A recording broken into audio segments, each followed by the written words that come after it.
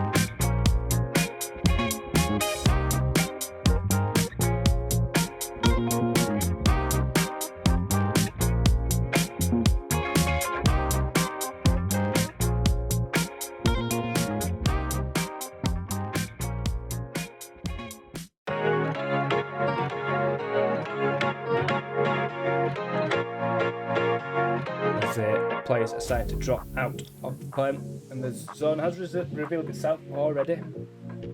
And the pineapple pizza. Why you would ever have pineapple on a pizza, I have no idea. That's not the one for me. Look, Matt, I'm on Twitch. Nice shots landed down, good stuff there. From who built the arc again. We see Berg being pushed in here by the pineapples. Nice spray there to get the first one down. Gonna get the second, beautiful stuff there. Is it a third as well? Oh my word. Just nick left to Rez as you see him. Is he going to take them all out? Nice reactions there. Oh, beautiful stuff. Berg absolutely decimating 4v4 between the pineapples and Please Don't Shoot Us. Both crushed in against the blue. Only got a rock to play behind. But it looks like the pineapples are starting to spread out, and we do have an opening knock going in the way of Morax for you two. That's a good flash though. Landed right. Nice spray. Oh, can you it? Amazingly. Doesn't look like they're pushing hard. A nice shot there from the light bite now. Are they be able to? If they can get a second knock here, it might turn this fight completely on its head. Now they've got a push, they've got no cover. It's a good response there by light bite, and all of a sudden, oh, fantastic hit to ADS fire there. And all of a sudden, it's unbelievable stuff there. Oh mate, we do have a bit of action here. As a chicken dinner chefs, is he going to land the headshot? He's just taking his time here. Oh, and he gets the first one. To where of the layout? The building, and he gets another one. Look at shot missiles. Hamster's tried, and he's jumped off. Oh, and he's been shot in the back of the head. It's his son, but he's doing his best to keep this chasing pack on top of them. Luke! Oh, hits a rock there.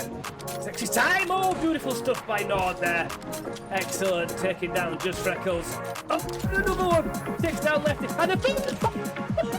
Oh, my God. Absolutely unbelievable. On top of the rock. And now we just have to take their time. And set the headshot. Spun out, and yes. The spin out. They can see that up at Stauber. I think I've just seen Quappy. Someone should be dead from all them hits, so one more should do the job. But it has. As we have a team trying to work out what his first game, last game. Great to have him back in PUBG. As we were with Gamer Burns, his teammate, and he's been hit by a bike. Comes about 10 HP, and he's going to go down. This snowman with 22 kills. Remember, the kills don't matter, and it is all done. They'll see it for the first time, and I believe they'll be like, oh, what's this? They're not quite aware of how this game mode works. He's playing on his own, picks up Lefty. So Lefty did get picked up as he was knocked over by... Oh, excellent stuff there by Ergon. Did you get a second? No, Atlantic, but the terrain, the drive-by coming in. The patient shooting there from Hercon, that was quite late. Western side, it's going to be a little bit difficult. Do have vehicles to get across, but we do have Safe Res, and the Blue Zone Zoros. Another not come down by Stroop. He's jumped to set the trap. This is, oh, excellent. Hit fire spray. Another third one goes down. Just one remaining member.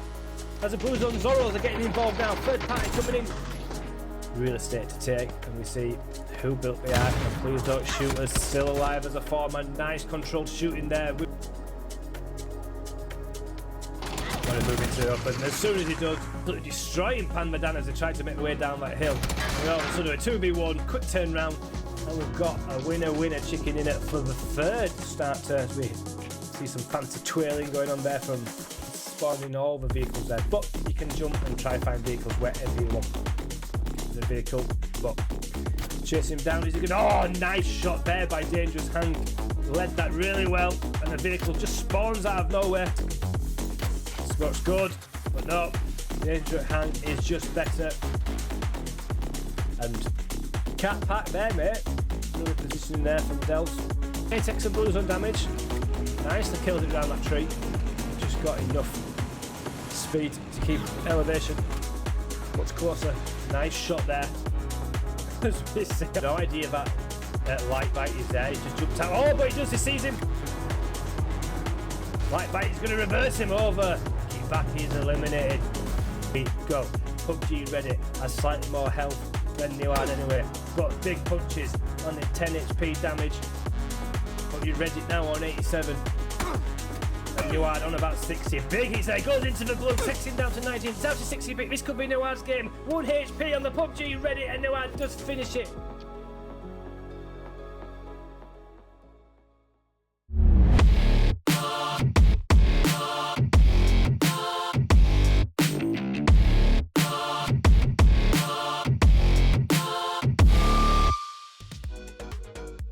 Good evening, everybody, and welcome. These are PUBG Reddit's community custom games. The date is Saturday, the 20th of July, 2024. Some of you are looking at me right now going, it's not the first Saturday of the month. What the hell is this guy doing on my screen? I like custom so much, I'm bloody everywhere now. You're just going to have to get used to it. We've got 5 custom game modes coming your way on behalf of the PUBG Reddit community. We don't just have prizes given out after each game. Oh no, tonight will be our season finale. The players who are top of our leaderboard this evening will be getting themselves some pretty juicy G-Coin prizes themselves. We'll be running the entire stream this evening on a 3-minute delay, which means that I will get to see your insults hurled at me a couple of minutes late, probably as we go into the next game, but do not fret. You'll be wondering, well, hang on a second, it's custom games, how on earth do I join? I'll be giving you all of that information in just a second, don't you worry. But just so you know, if I'm not responding to you immediately in chat, that is the reason why. 5 different game modes, all sorts of maps. You've got first person and third person perspective. Literally everybody is invited to join. All you have to do is have PUBG PC installed and you'll be able to join each of these custom games as they start. My name's Jorosar. I'm looking forward to casting all 5 of these games, and if you want your games cast live on this channel, this is exactly how you do it. You join the Discord at discord.gg/PUBG Reddit, and you take a look at the custom games info channel. All fairly straightforward so far. Now, make sure once you've taken a look at the custom games info, that'll give you the top line info, but when each game comes up and you have the passwords for each individual game, that's when you look at the main custom games channel for lobby information. Okay, so don't accidentally lose track or look at the wrong lobby. Once you've got all the basic information, keep your eye on that custom games channel. After that, very simple, find the lobby, enter the password, in you get. Straightforward stuff. There are 5 games tonight, so if you're going to be joining the stream late, or you're watching tonight and you're thinking, oh, I'm in the middle of cooking dinner, or I'm in the middle of doing some chores, or I need to get this done, or I'm busy finishing this level of Tetris, or whatever it is you're doing at the moment, don't worry. If you miss game number 1, there are plenty more games for you to go. We've got 5 games for you tonight. Game number 1 will be on Destin. Praise the Lord. I wonder what that could possibly be. I think that's a game mode a lot of us very, very much know well. Hacienda Takeover will be game number 2. That's going to be fun on Miramar. Really looking forward to that. The Green Mill, game number 3, which is delightful stuff. Finishing in Dino Land. Yes! These guys really know how to get me to say yes to it. Game number 4 is Stamina Race. This is going to be interesting. Only bicycles available while we have SMGs and DMRs available. That one will be interesting. And the final one, it's called Dogfight, but let's be honest, it's going to be Blamedell. It can't possibly be anything else. Make sure you land with your squad, and gliders, I'm quoting here, will be delivered. God knows how that's going to work out, but that game is going to end up on Rondo. Right. Now, you can play as well as accrue points. And you might be thinking, well, points? What good are those? We'll explain that in just a second. Let me tell you how to earn them first. First of all, you join the game. You make it into the lobby. You make it into the plane. Congratulations, that already gets you a point. See, this is easy. 5 minutes survived. Every single time you survive an additional 5 minutes in a game, you get another point. Oh, goodness, this is brilliant. All I have to do is go center circle and stay in a bush. This is great. You then get additional points for placement as well there. So 5 points for a win, 3 points for second place, 2 points for third, and then 1 point each for everyone who's 4th, 5th, and 6th. Now, because tonight's game modes, I believe, are all squad game modes, that means the entire squad gets those numbers of points, in case anyone wanted to ask. We've also got a couple of special guests joining in for custom games this evening. Who Built the Ark and Omalama will be joining with their respective teams. Now, you can either try and join their team in game and play with them, or of course you can play against them and attempt to blast them to smithereens. The choice is entirely yours, but they will be joining us for the duration of tonight's custom games. It's going to be fantastic. In addition, after each game, we're going to be giving away some G-Coin, not just to the content creators or people who win games or anything like that. That's absolutely not what we're talking about. They go to you guys. And after each game in the Discord server, there will be instructions for how to win 500 G-Coin. We're giving 2 lots of G-Coin out after every single game. So make sure you've joined the Discord server. That gets you the passwords to tonight's games. All fairly straightforward. We've actually got the game lobby up right now as we speak, and we'll be getting that ready to start in just a couple of minutes. Generally speaking, if you see this stream come back from the break, the game's basically started. So make sure you try and join the games before we go off to the break, or during the break at the very, very latest in between each game. We've got 5 excellent game modes for you folks too. Right, so I've talked about the points and how to accrue them, but let's get to the sharp end of what they actually mean. We have had a seasonal leaderboard, so 3 different custom games nights. Tonight is actually the 3rd of those 3 nights, and at the end of those 3 nights, we will be crowning some season winners. At the moment, Who Built the Ark, Destructogen, and Whiteout are joint leaders on 75 points. The top 5 will be getting extra G-Coin at the end of tonight. Even though we've got 3 players comfortably out in front at the moment, it can all change, and a couple of quick deaths in a game or 2 could suddenly mean that this leaderboard gets completely turned upside down. So make sure to play your hearts out. Pretty much anyone on this board at the moment, and indeed some of the people that aren't on this board, are technically in with a shout of overtaking all of these folks tonight and winning our end of season prizes. Very much all to play for. So we're going to be getting ready to start game number 1 now. Hopefully that's given you all of the information you need. Remember to join the PUBG Reddit Discord and check the custom games channel, where the first game lobby name and the password should be posted for you now. We're going to go to a quick break, and when we come back from said break, we will get right in to game number 1. So if you're thinking about joining, get in there now.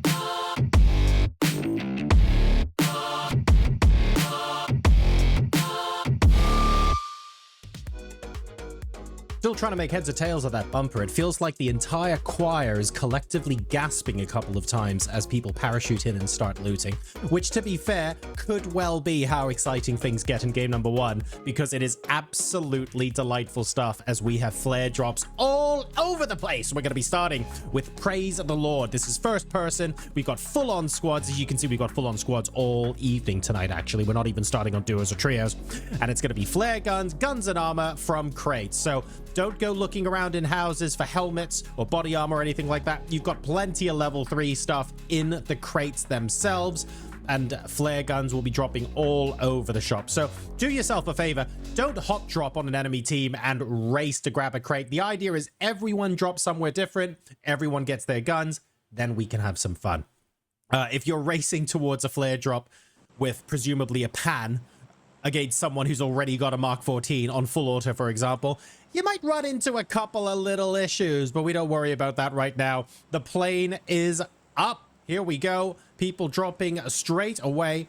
Let's go ahead and take a look where they will end up. We can see the wind farms underneath at the bottom of Destin. That's on the east side of the map. So if I had to guess, this is a 10 to 2 o'clock an 8 to 2 o'clock plane path even, as we see people moving further towards the Ripton area. It doesn't look like there are too many people wanting to drop in a city, which makes a heck of a lot of sense. I mean, the circle is huge. You want to spread out, get as many flares as possible, and see what you can do. If you want to be really sneaky, I can see we've got some people dropping in the bottom left corner of the map there.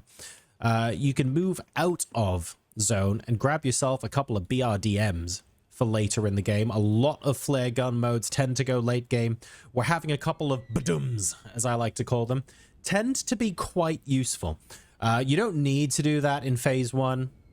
Grab your flare guns, get your loot, be as quick as you can. That's fine. But moving into strategizing for later in the game, even having one BRDM each isn't a bad idea, because when everybody has flares and everybody has really, really strong guns, you end up with situations where actually even the BRDMs lose HP pretty quickly when loads of people with MG3s are shooting at them, for example. So having a couple of backup vehicles is not a terrible idea. Flares, as you can see, already getting shot up into the sky. Not a lot's going to happen for the first 4 to 5 minutes here, folks, and that's fine. We make no apologies for it. That is all well and good.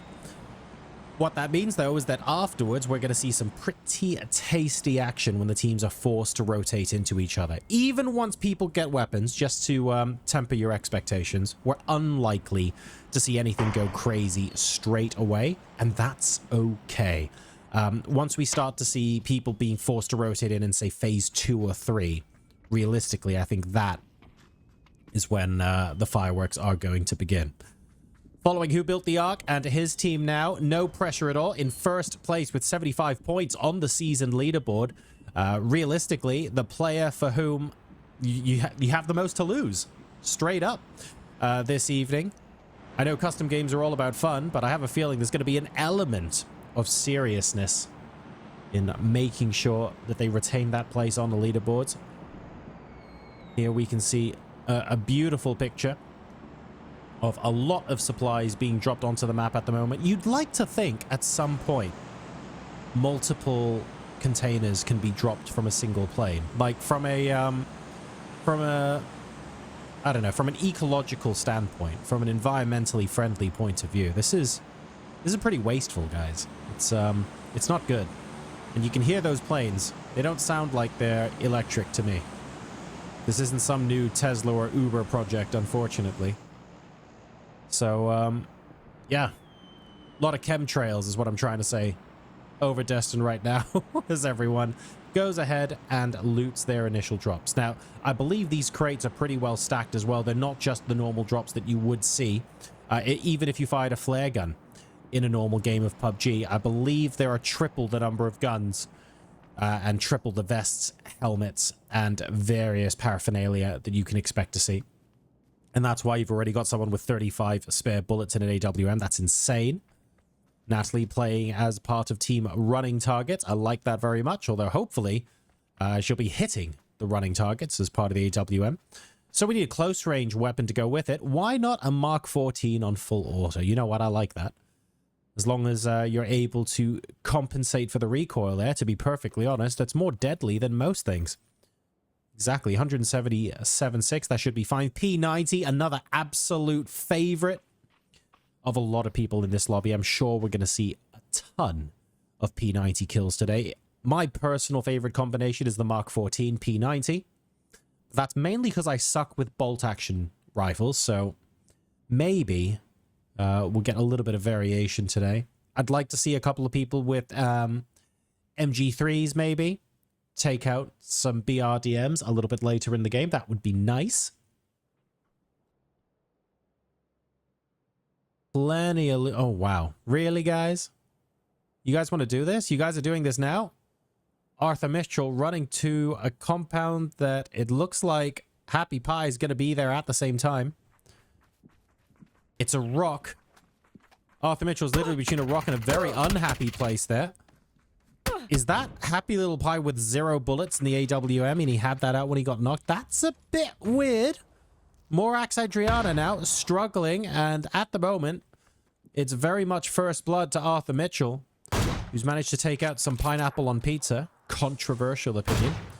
Only 3 pineapples left on this. Actually, to be fair, 3 pineapples on a pizza is massive. Maybe it's 3 pineapple rings? Like, if you had 4 rings of pineapple out of a can on a pizza, that I feel like that would get you a decent amount of coverage, right? We're talking about all the important things here, of course. I wonder what everyone in chat's opinion is on pineapple on pizza. Actually, it doesn't matter because my opinion's the one that matters here. I'll give you guys the definitive opinion now and everyone else is wrong. You ready for this? It's a bit of a cop-out. It's a bit of a 50-50 opinion, but it's also one that's just correct. Pineapple is perfectly acceptable on American-style takeaway pizza. And it's completely unacceptable on anything that's vaguely authentic and Italian. So there you go. Everyone has their cake or pineapple and they can eat it. That is the authoritative view, and I will not have a word said about it otherwise. I think that's very, very fair to both sides. You can all stop fighting now. We can go home and hopefully enjoy a couple of pizzas while watching some Netflix over dinner. Pineapple Pizza going to make their way out. I don't know if Happy Little Pie got his blue chip taken by his teammates. I didn't see that specifically.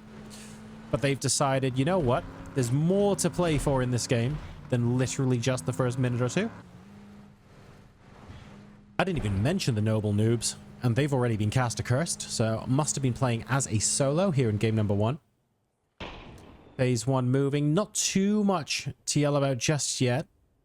Although we have got another 2 teams, including one of our featured content creators, deciding to be very close to each other, and it doesn't look like they have any intention of backing off. Orma Llama and team are off to the right-hand side of your screen. Azura, Pink, Augustus, Maximus, and Locust have very much got the buildings on the opposite side of the road, and it looks like Llama and co are out for blood. The problem is, they are very much just pushing as a duo right now. Zone 2 has popped. Let the BRDM spam commence. I fully expect to see some armored personnel carriers pop their way into existence as the zone begins to move in.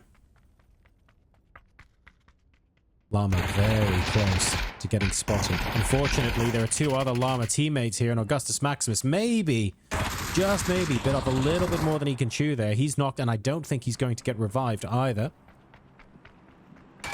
2 members left of the front. But what are you doing? Oh, no. Okay, this is bad. This is real bad. All right, well, losing all matches every time. Otherwise known as lame.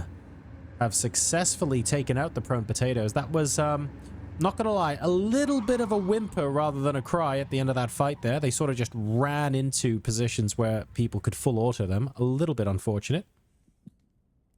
They'll be back, though. We got 4 more games tonight. Got the Kendi Snowmen here.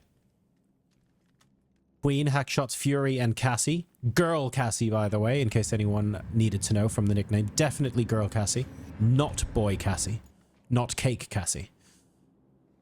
Those are different people. The Alpha Karen. Love it. Unfortunately eliminated from game 1 there, but extra points for the team name. username even. And we now have Pineapple on Pizza, potentially rocking up towards another team as well. Oh, I love the fact that they use the ice cream truck there. Martino. Frankly, if I'm being honest, the ice cream truck has nearly as many hit points as the BRDM. It's bloody strong, that thing. But taking the Badum and heading out. I'm beginning to think, by the way, that it's a bit of a visual glitch on observers that MG3 looks like it has 0 bullets in it, because there's no way you wouldn't have picked up bullets, right? So I'm going to ignore that for the time being. I'm sure they will be pew-pewing soon enough. 1 minute left to go until phase 2 collapses. Plenty more where this stuff came from. Look, Ma, I'm on Twitch. Gundy, Vex, Martino, and Wacko Taco on the northeastern quadrant of phase 2. Not really anyone else that they need to deal with at the moment. A couple of extra drops popping in inside, but realistically, they want to be able to cross the bridge, maybe get past Arena or something, and find a nice place to preserve the HP on their vehicles. You don't really want to be losing all of your cars in phase 2. You want to be able to keep them for phase 6, 7 when you're forced to use them to move around. Dangerous Hank slightly in front of another team going across the bridge, and we all know how dangerous Hank can be. He's been in the highlight reels of custom games quite a few times, including for the ones I hosted in the first week of July. So we look on that with interest, especially because he's actually a solo in that car. Are they going to follow? No, they're going to stay on their course. Fine. Dangerous Hank a little bit faster and more maneuverable, but significantly fewer hit points, to be fair. So a chase was always on the cards, but it doesn't look like it's going to happen. These guys instead are going to be moving west of Arena as they go towards phase 3. Circle not doing too much that's particularly exciting right now, if I'm honest.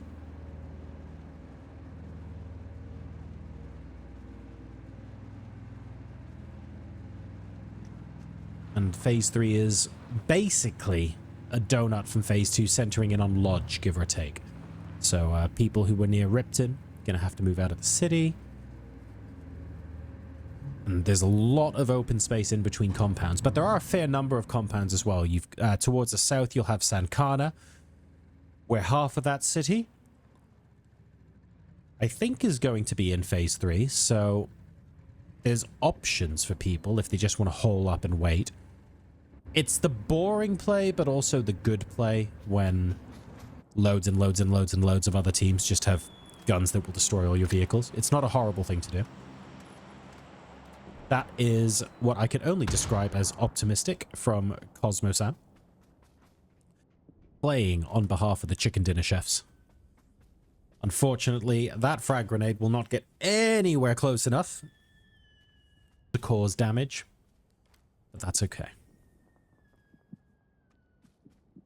1 minute until phase 3 closes. We're going to start to see teams forced into each other, I would say, from maybe the end of phase 4 onwards. So it's going to start getting a little bit interesting. And remember, you spent so much time looting your favorite crate weapons. The last thing you want to do is get into a fight and just get blipped out of existence straight away. You want to make it work. You want to make it count. So there is that little bit of pressure. Yes, you've got level 3 gear on, but when everyone else has crazy weapons, level 3 gear only buys you an extra half a second, realistically. Uh-oh. When two Badums collide, 3 of them, actually. Got a hot pink one there as well, and it looks like one team is in hot pursuit. They're going to leave them alone. Just a little love tap, just saying hello. And they're going to go ahead and be on their way. Seasoned Slurpee deciding not necessarily worthwhile. Are we going to see Lodge in phase 4? We are going to see Lodge in phase 4. So San Cana, any teams that were on the south side, I'm afraid not going to work for you. Whoa. Okay. We have a player unknown of the chicken dinner chefs opting to parachute. So in a game where everyone has AWMs, Mark 14s, we're gonna choose to parachute with no cover. And it's actually... I can't believe it's working. How is he not in the kill feed yet? I don't know.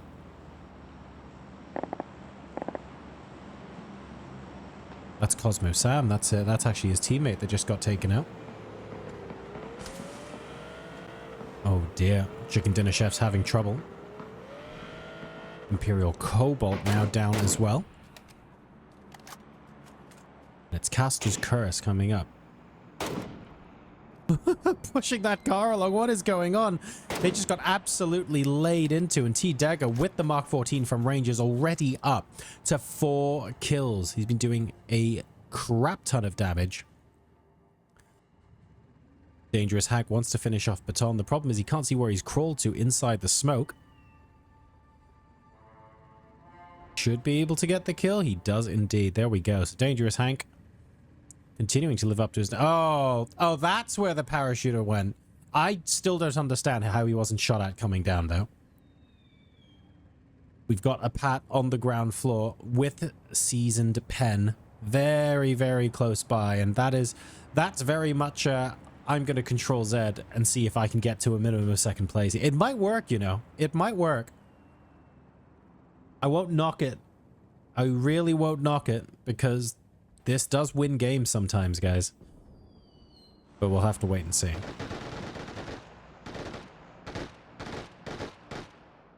A couple more vehicles coming in. A police car should not chase the BRDM, would be my professional opinion. So I don't think they're going to. This is Team Pine. I'm trying to remember what Pine stands for, but I'm struggling a bit. Ah, they're the ones with the pink badum. Gotcha. There could be more than one of those in this game, to be fair. And Dangerous Hank coming up behind them as well. Everybody centering in on Lodge. All of a sudden, staying quiet on the roof of Lodge is beginning to look like a better and better idea.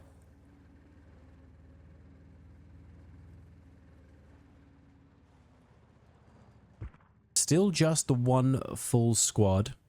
Oh. Wait, hang on a second. Is our parachuter dead? I don't see a name tag, so I think our parachuter is very dead. Oh, well, that's awkward. That's unfortunate, isn't it?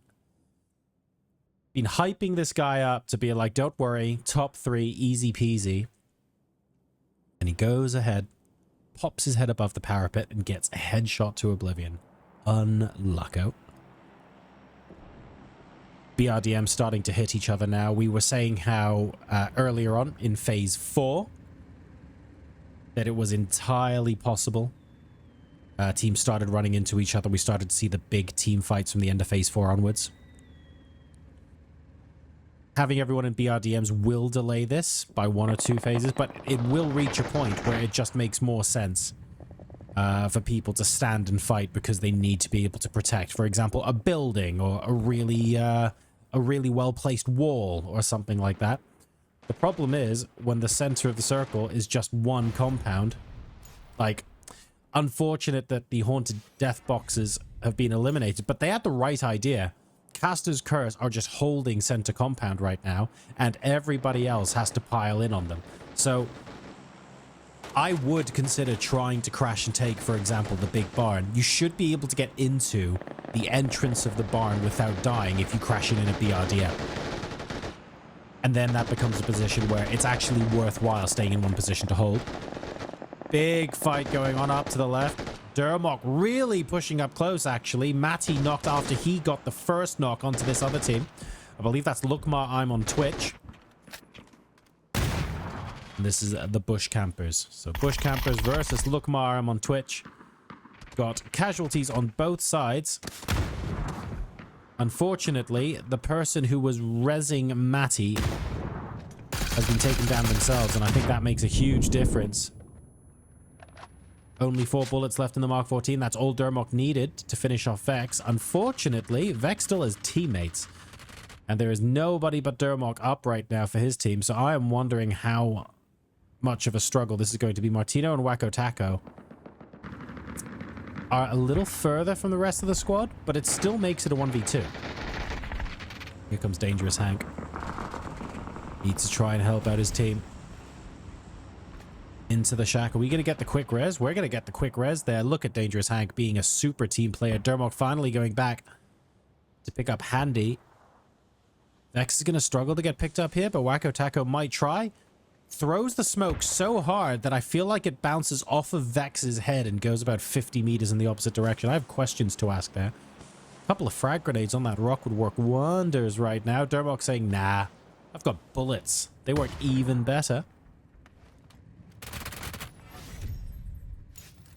Doesn't look like that engagement is going to go well, though. Dermok eliminated. Caster's Curse continue to dominate in this game. They're up to 14 kills overall, would you believe? Handgamine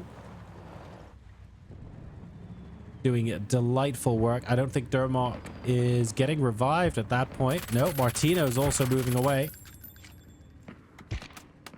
Finally, the circle moves away from Lodge, so any team that was just hogging Lodge and racking up the kills, Caster's Curse, I'm looking at you, will find life significantly more difficult now. They're getting crashed as well. Umbrella Seller. Got a couple of BRDMs next door. We'll see if they end up unloading. Beautiful shots onto Hand. Absolutely no chance there. Tidega up to 7 kills now. Are we going to get kicked back? Exiting the Badum. Doesn't look like it. Makes it tough for Dega to get into one, though. And always the risk of getting run over if you're not constantly aware of your surroundings as well.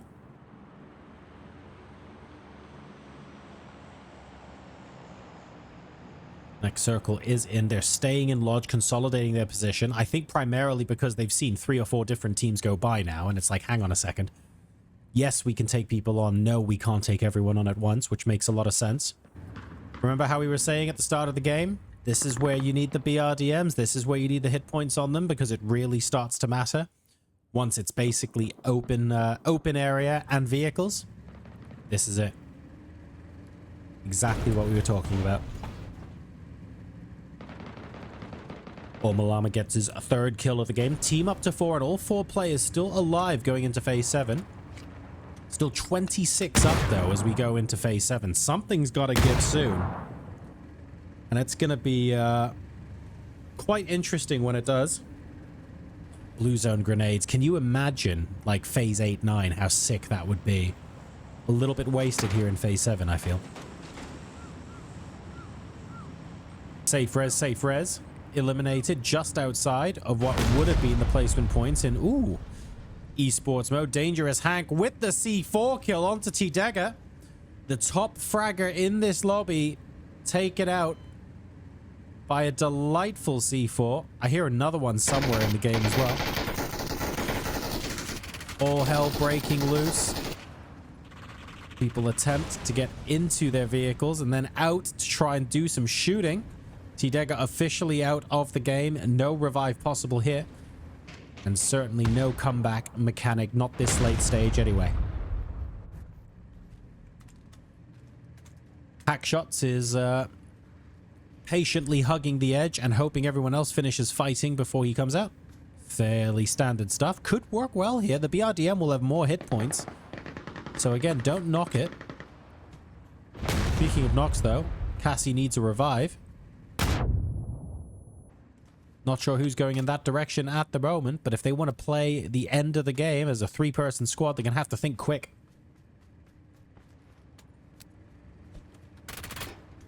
Umbrella Seller. Very understated in this game and actually doing quite well. Up to 7 kills. Dangerous Hank on 3. I can't believe they've got 17 between them. Currently, though, just existing as a duo, and it looks like the revive might be a bit of a struggle as well. Cassie has been taken up by Hackshots, and we'll have the opportunity to heal in the BRDM, so that's looking good at least.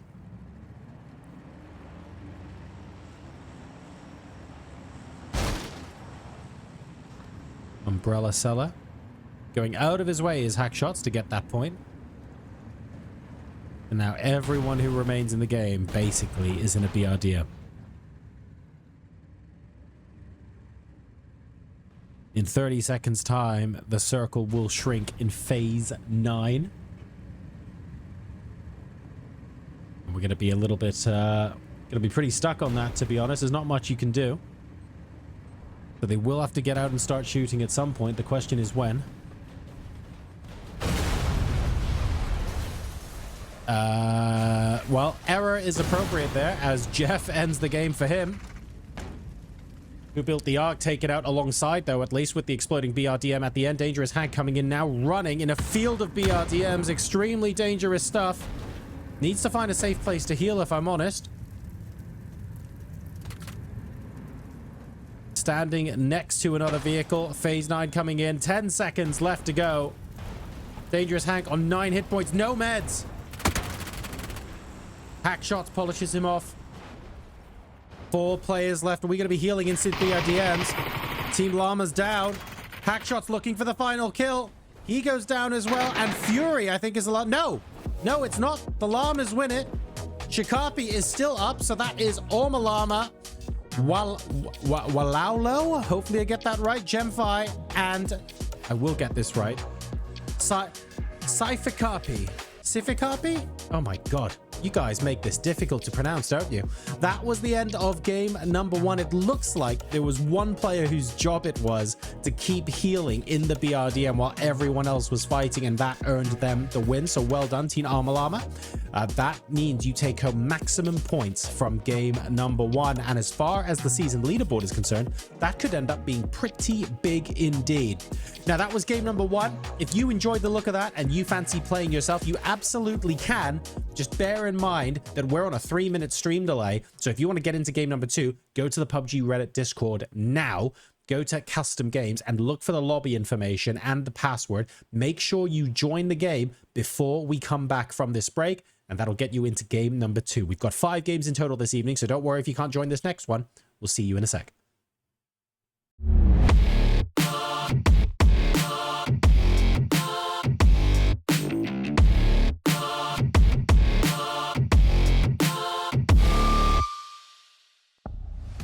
A new vehicle collaboration with a world-renowned automaker, the return of some tactical items, and a trip back to the Dragon's Isle. All this and more as we dive into the Update 30.2 patch report.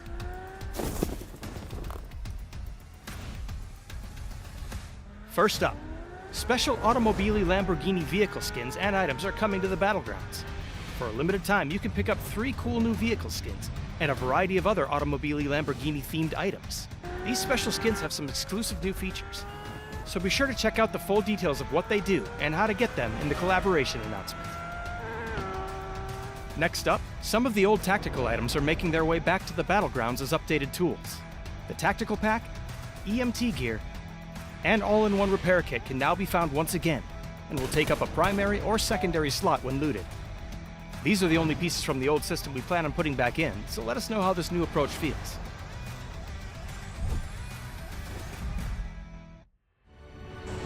Finally, a fan-favorite game mode is making its legendary return. Wait, I can do this. Unleash magic and mayhem when you return to the Dragon's Isle with Fantasy Battle Royale. Choose your unique fantasy class. Collect crystals to upgrade your skills and be the last party standing. Deliver vicious melee attacks as the mighty barbarian. Take down your foes from afar as the eagle-eyed ranger.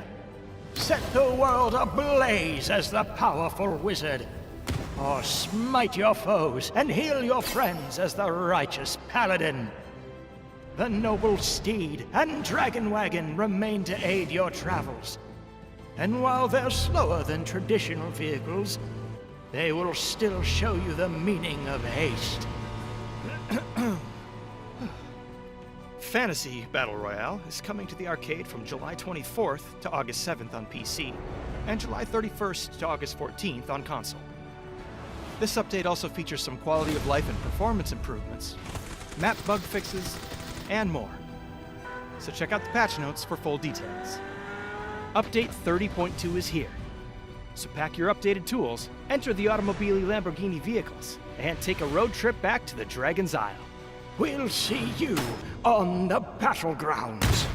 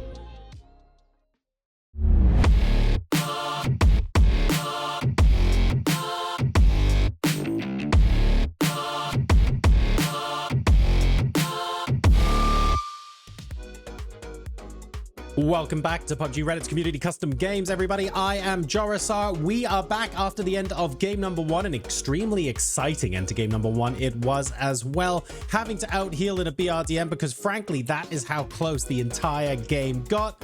Really, really great stuff from everybody involved. But now we'll be moving into game number two. Before we do, though, let's have a little bit of a recap of exactly what happened from that previous game.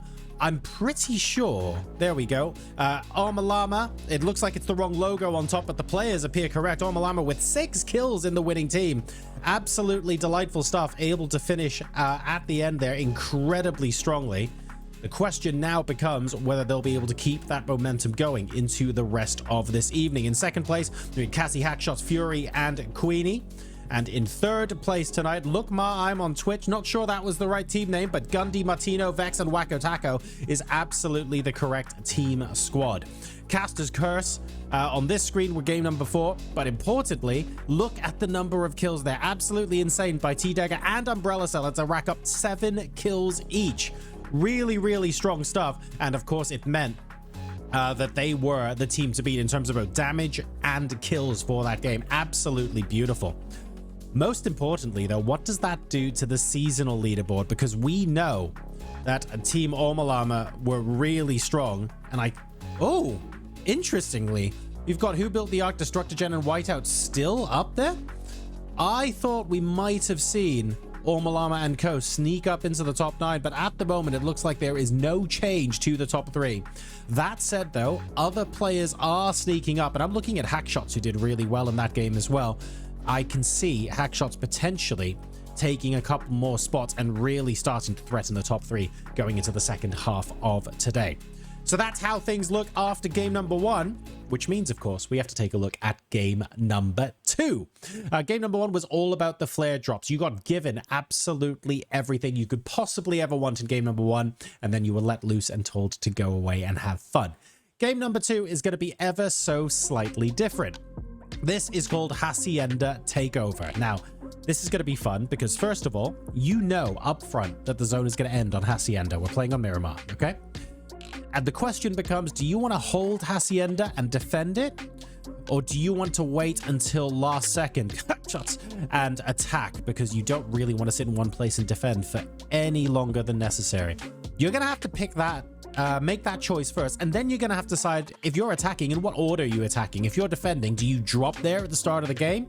Are you dropping in San Martin and driving over a little bit later on? Do you want to be the first there? Do you want to be the second or third? When is it best to third party? So many questions to ask, and it's impossible to predict how many people we're going to see there. So we could end up seeing a bunch of hot drops, but the winner of that hot drop could well be in prime position to take the entire game, because attack items and defense items will be spawned for you. You don't have to go anywhere if you're already in Hacienda, right? You're going to get everything spawned on your doorstep, and hopefully you'll be able to use that to defend. So all sorts of question marks over what will happen. I actually don't know what kind of items are going to get spawned. It's going to be interesting to watch, and I have no doubt we will be seeing some rather questionable plays, but also some pretty brilliant ones heading into this second game. It's a little bit of an experiment, attack and defend, when there are so many different squads in the game. But this sort of chaos is exactly why we have Dell on board. So I guess we'll just wait and see what ends up transpiring. We're going to be hopping into game in just a second. Everyone is in. The game is already started. We've got 5 game modes tonight, remember? And if you haven't made your way into game number 2, that's okay. You can still join one of our 3 remaining games. All you have to do is go to PUBG Reddit's Discord server and keep an eye out in the custom games channel. And just watch for when the custom games channel releases the details of the next lobby and password. This stream is on a 3-minute delay, so generally speaking, after we come back from break from the previous game, the next game will already be closed and will already be starting, so make sure you get yourselves in nice and early. Waiting for the plane to pop up now for game number 2. Not 100% sure how long that'll take, but I reckon we haven't got any lobby crashes or anything like that, otherwise we would have heard about it. So fingers crossed. Everyone is in and okay. These sort of attack and defense ones, you have Hacienda on Miramar. Lodge is another good example of somewhere to go on Destin if you actually wanted to do that. On Erangel, sometimes it's school. And then, would I do Dino Land for Vikendi? I don't think I would. I think I'd probably do something like the Observatory in Cosmodrome. But because that's so far off on one corner of the map, it tends to be quite tricky. One I really like to do personally was Paradise in Sanhok, but I don't think you could easily do that with loads and loads of squads of 4 in a game. I feel like you would need platoons, so maybe 10 plus on each team, and you had 3 different platoons try to take control of Paradise or something like that. Otherwise it just gets a little bit too big. Or potentially the middle building, the lobster building in Boot Camp could work well too. But it depends on which version of Sanhok you're talking about, right? The Boot Camp has had many facelifts over the years, and not every single one is that easy to play for when it comes to this sort of custom game. But for now, for this particular game, we are on Miramar, and the defense location is going to be Hacienda. We know in advance that the circle is going to be going there, so teams have to ask themselves some pretty basic questions. Do we land there? Do we land nearby and try and third party? Do we land as far as possible and let every single other team in the server fight it out before swooping in at the last second and hopefully just winning that third party? How many other teams are going to be doing the same thing? There's going to be some serious Charlie Foxtrots out on the battlefield, I suspect, as teams run over each other and trip over each other en route to attempting to grab Hacienda. What do you guys feel? What would you do if this was your game and you were playing with your squad? Would you go early? Would you go late? Would there be vehicles crashing in, or would you play it really slowly and on foot and sort of make your way inch by inch and only move forward when you get a knock or something like that? Or would you be defending and you didn't have to care about any of this stuff? In which case, how do you defend against eight teams at once, if not more? I don't know.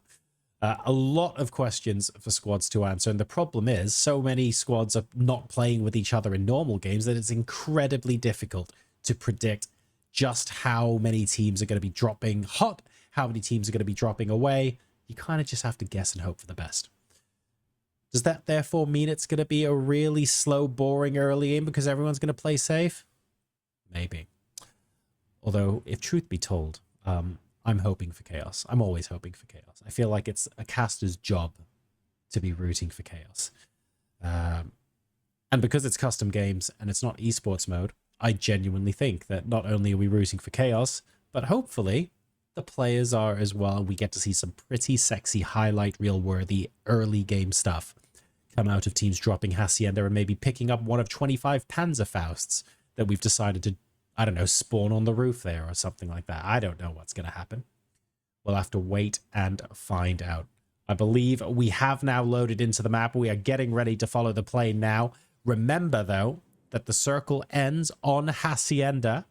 So let's see where people choose to drop. It's going to be a 12 o'clock to 5 o'clock plane path. Hacienda is just outside the plane path, but very much within droppable distance, as you guys can see there. And at the moment, it looks absolutely delicious. We've got at least 4 or 5 squads dropping in and around Hacienda. Lots of teams dropping south, interestingly. Maybe choosing to go to Impala and Los Leones and then grabbing vehicles to come back up. I don't know. In terms of actual Hacienda itself... Wait. Has no one dropped Hacienda? Okay, no. We've got at least one squad. All right. Cool. That's not too bad. We've got Delzor, a.k.a. PUBG Reddit, popping into Hacienda to drop some good... Wow! 0 squads dropping Hacienda. I thought Matty was going in there, but no. Literally no one dropping Hacienda right now. Are you kidding me? On board now with Please Don't Shoot Us and a light bite. Relatively close, but again, not in Hacienda. Everyone playing it safe. Just when I said it wasn't going to be boring, guys. The lobby makes me sad. It's alright, though. Less action now means more action later. That is universally true. T-Dagger, the joint top scorer in the previous game. T-Dagger and Umbrella Seller have got to be 2 players to watch. Between them, they had 17 kills in game number 1. An incredible performance from them. This is in Al-Azhar.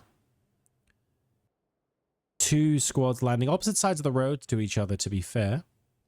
A lot of items being spawned here. We've got some folded shields, which makes sense, although really wouldn't want them in the bottom of the swimming pool.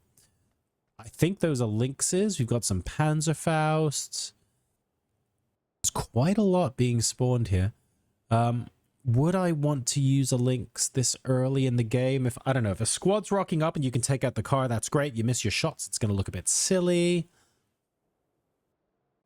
Okay, interesting. It's looking promising. For whoever the first team ends up being to go into Hacienda, they will have an awful lot of loot at their disposal. But right now, it's not completely clear yet who that first team is going to be.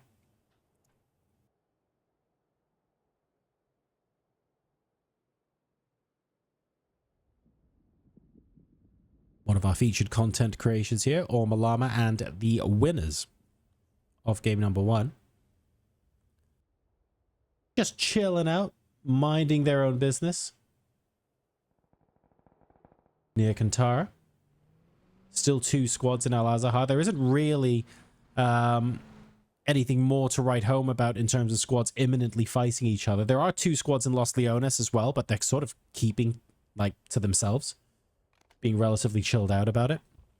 Realistically, when phase 1 closes, it's going to be tricky because phase 2 is very, very small. It's literally centered on Hacienda. So all the squads are going to end up being compressed very quickly. If I'm in Los Leones this game, my honest advice and my strategy if I'm trying to win this would probably be make sure everyone finds vehicles. Load up on meds, loot as much as you can away from the circle and get as many meds as you can. Tank the blue zone in phase 2. Only go in phase 3.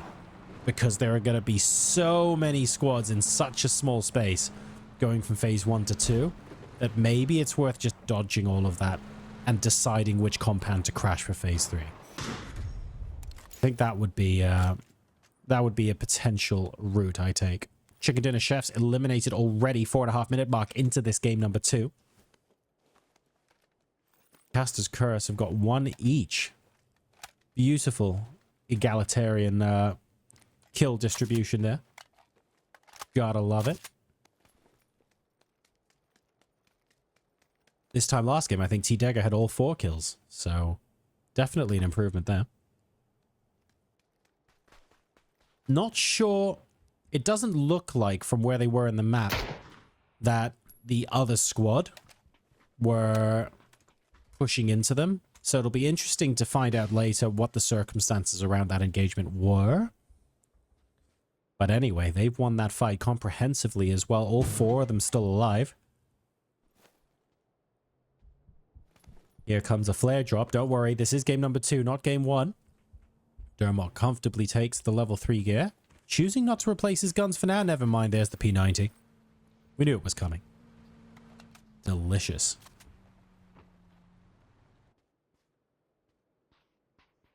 Pineapple Pizza.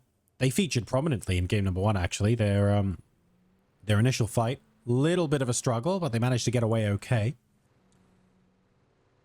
No such fighting here in game number 2. But they will have to get to phase 2 a little bit quicker. As Circle moves in towards Hacienda.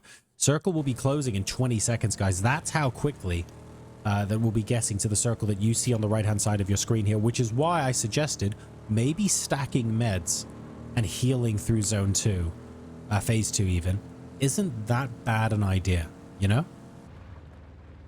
It should be relatively sensible, honestly. Phase 3, centering in on Hacienda, you've got a minute and a half, that's fine. So many teams still outside of the blue. Cassie waiting for someone to come in. I don't realistically think anyone's going to want to take this position given they are outside of phase 3. But if they do choose to do that, then frankly, the Panzerfaust is a pretty beastly way to welcome them. So I predict when phase 2 starts contracting is when we're going to start seeing teams crash each other and do otherwise interesting shenanigans. So it all kicks off in about between 30 seconds and a minute from now, I reckon. Still no one in Hacienda, which is unreal, by the way. Squad driving past Dangerous Hank. And unfortunately, hitting a rock. Sloan Royal is actually still in the car and now driving. Unfortunately, a delightfully placed, I think that was a shot from a Mini 14, will just end everyone in that car. Destructogen now struggling in the northwest quadrant of the circle. Who built the Arc and Co. are effectively keeping people out from the 10 o'clock position going into phase 3. Not much they can do about that. Whiteout choosing to go wide and coming back in. Whiteout, remember, on the top row of our season points holders at the moment. So this is going to be a fairly important engagement.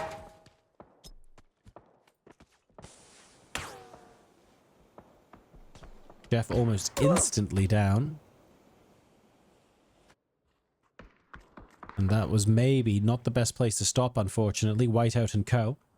Not going to have the grandest time. And indeed, that is them out. Jeffadu eliminated. That's Whiteout gone with him as well. North side of the circle now. Teams being forced into each other. Just shy of the 9-minute mark.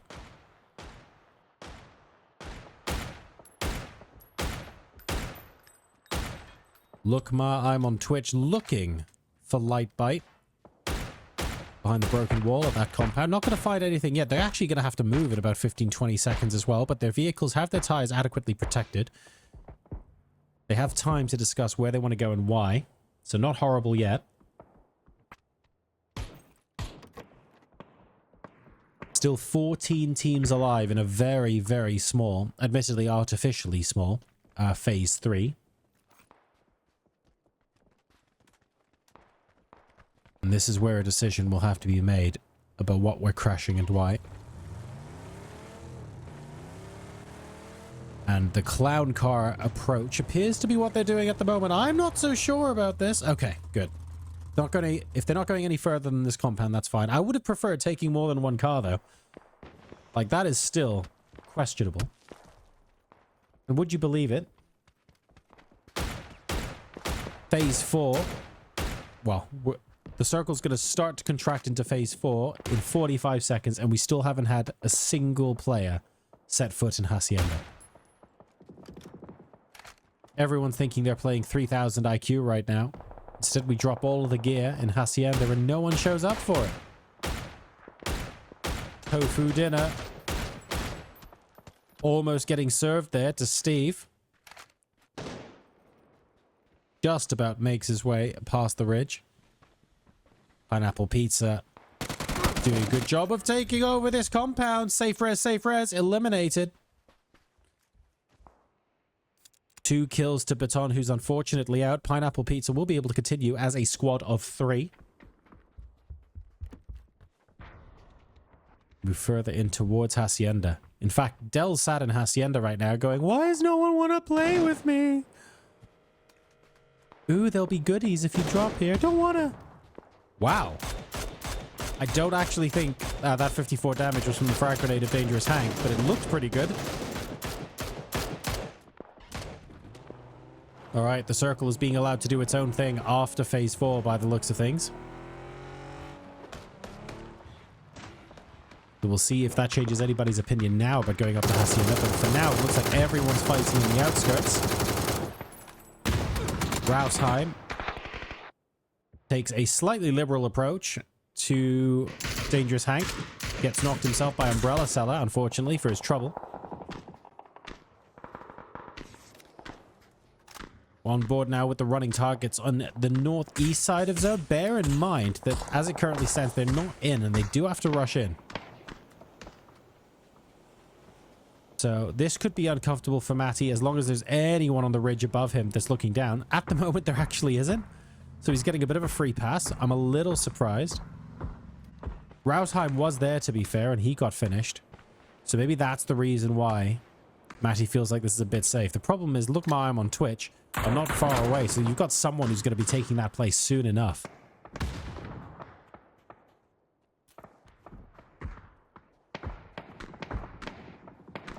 Cassie gets taken down by the Panzerfaust there. Spotted that in the kill feed. Team Llama really trying to push up now. Still on board rightly with the running targets because we kind of want to know where on earth they're going to end up. Omalama looking for Fury. Sees Fury. That's an S12K. That is unusual. But clinically done. Phase 4. Just over half a minute to go before this continues to move into Hacienda. And still, 0 people in Hacienda. This is unreal, guys. This is like, this entire game has been like one big psychological lull.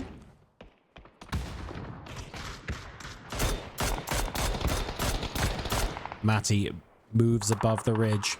Gets instantly shot down on the north side. Look, I'm on Twitch up against, well, the team whose initials are RNT. Dangerous Hank chilling there in the means. Oh, he's third-partying this. Completely different squad, Dangerous Hank. He's just here for the lulz, guys.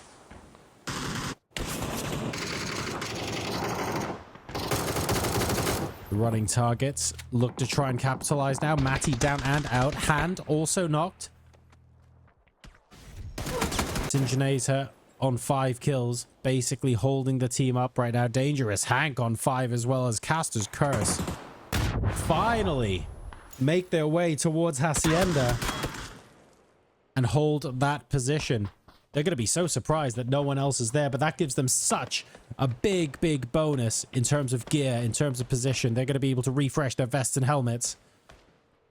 Team Caster's Curse is looking very strong as the first team to officially take Hacienda. Here comes Dermok. He took what is known as the definitely not stealth approach. Umbrella Seller will know that he's here somewhere. He's taking some long-range shots on Pineapple Pizza at the moment, but it's honestly not the long range he has to worry about.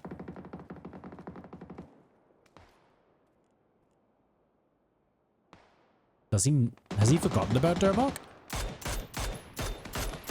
I hope not. Jesus! Umbrella Seller, you're sick.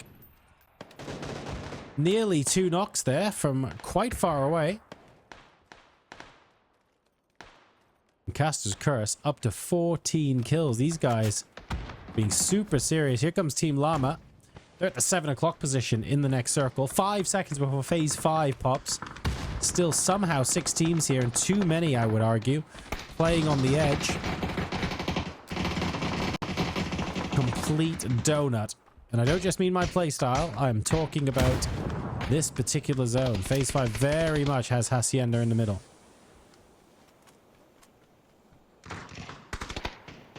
Looking for a way into the hot dog from one happy little pie. Needs to make it happen soon. Otherwise, they're going to end up running past other teams en route to zone, which is not desirable at all.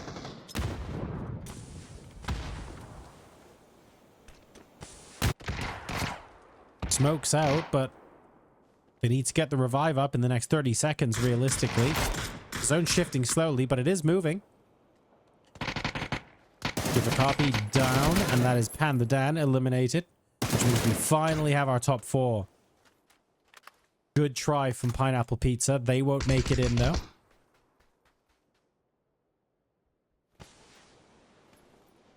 It's Caster's Curse versus Haunted.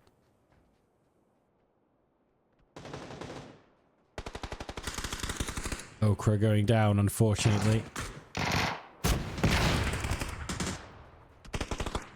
Panzerfaust did not work for Hot and Spicy. Oh dear, it did work for him there though. And that is the barrel getting the double kill. Haunted Death Boxes eliminated. There's one more there. Oh, he's using the Blue Zone backpack, losing all matches every time down. It's Caster's Curse versus in fact, everyone is on the south side of Hacienda. Dangerous Hank, Umbrella Seller. Oh no, we're getting the pans out. Flashbangs and pans against Go Back to Sleep. This is rough. Here come the pans.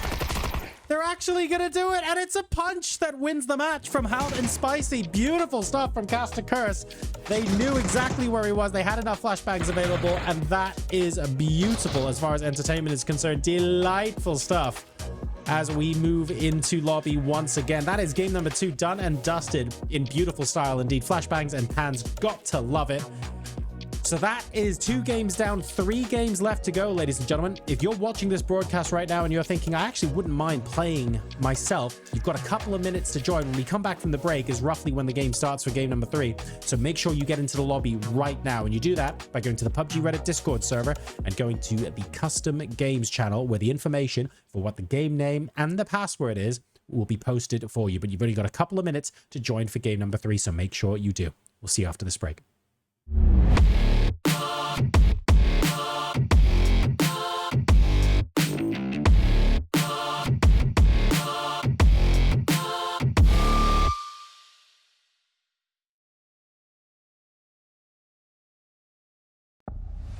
A new vehicle collaboration with a world-renowned automaker, the return of some tactical items, and a trip back to the Dragon's Isle. All this and more as we dive into the Update 30.2 patch report.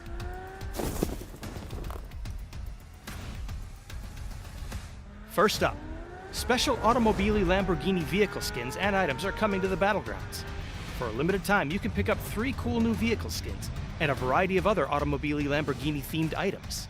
These special skins have some exclusive new features, so be sure to check out the full details of what they do and how to get them in the collaboration announcement. Next up, some of the old tactical items are making their way back to the Battlegrounds as updated tools. The Tactical Pack, EMT gear, and all-in-one repair kit can now be found once again, and will take up a primary or secondary slot when looted. These are the only pieces from the old system we plan on putting back in, so let us know how this new approach feels.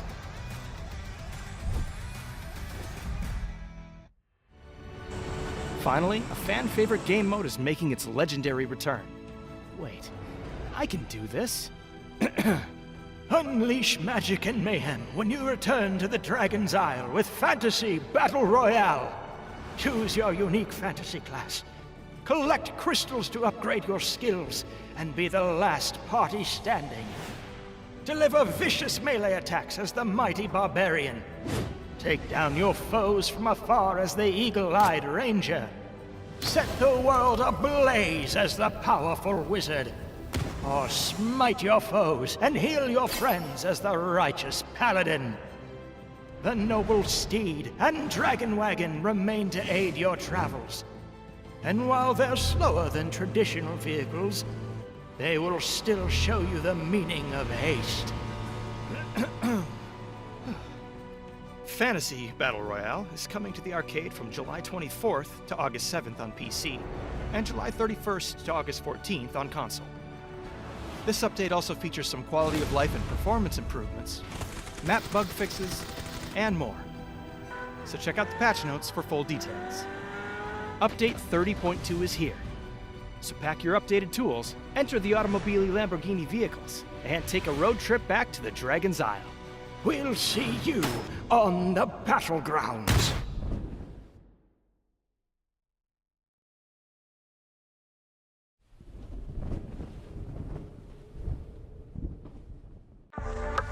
A new vehicle collaboration with a world-renowned automaker, the return of some tactical items, and a trip back to the Dragon's Isle. All this and more as we dive into the Update 30.2 patch report.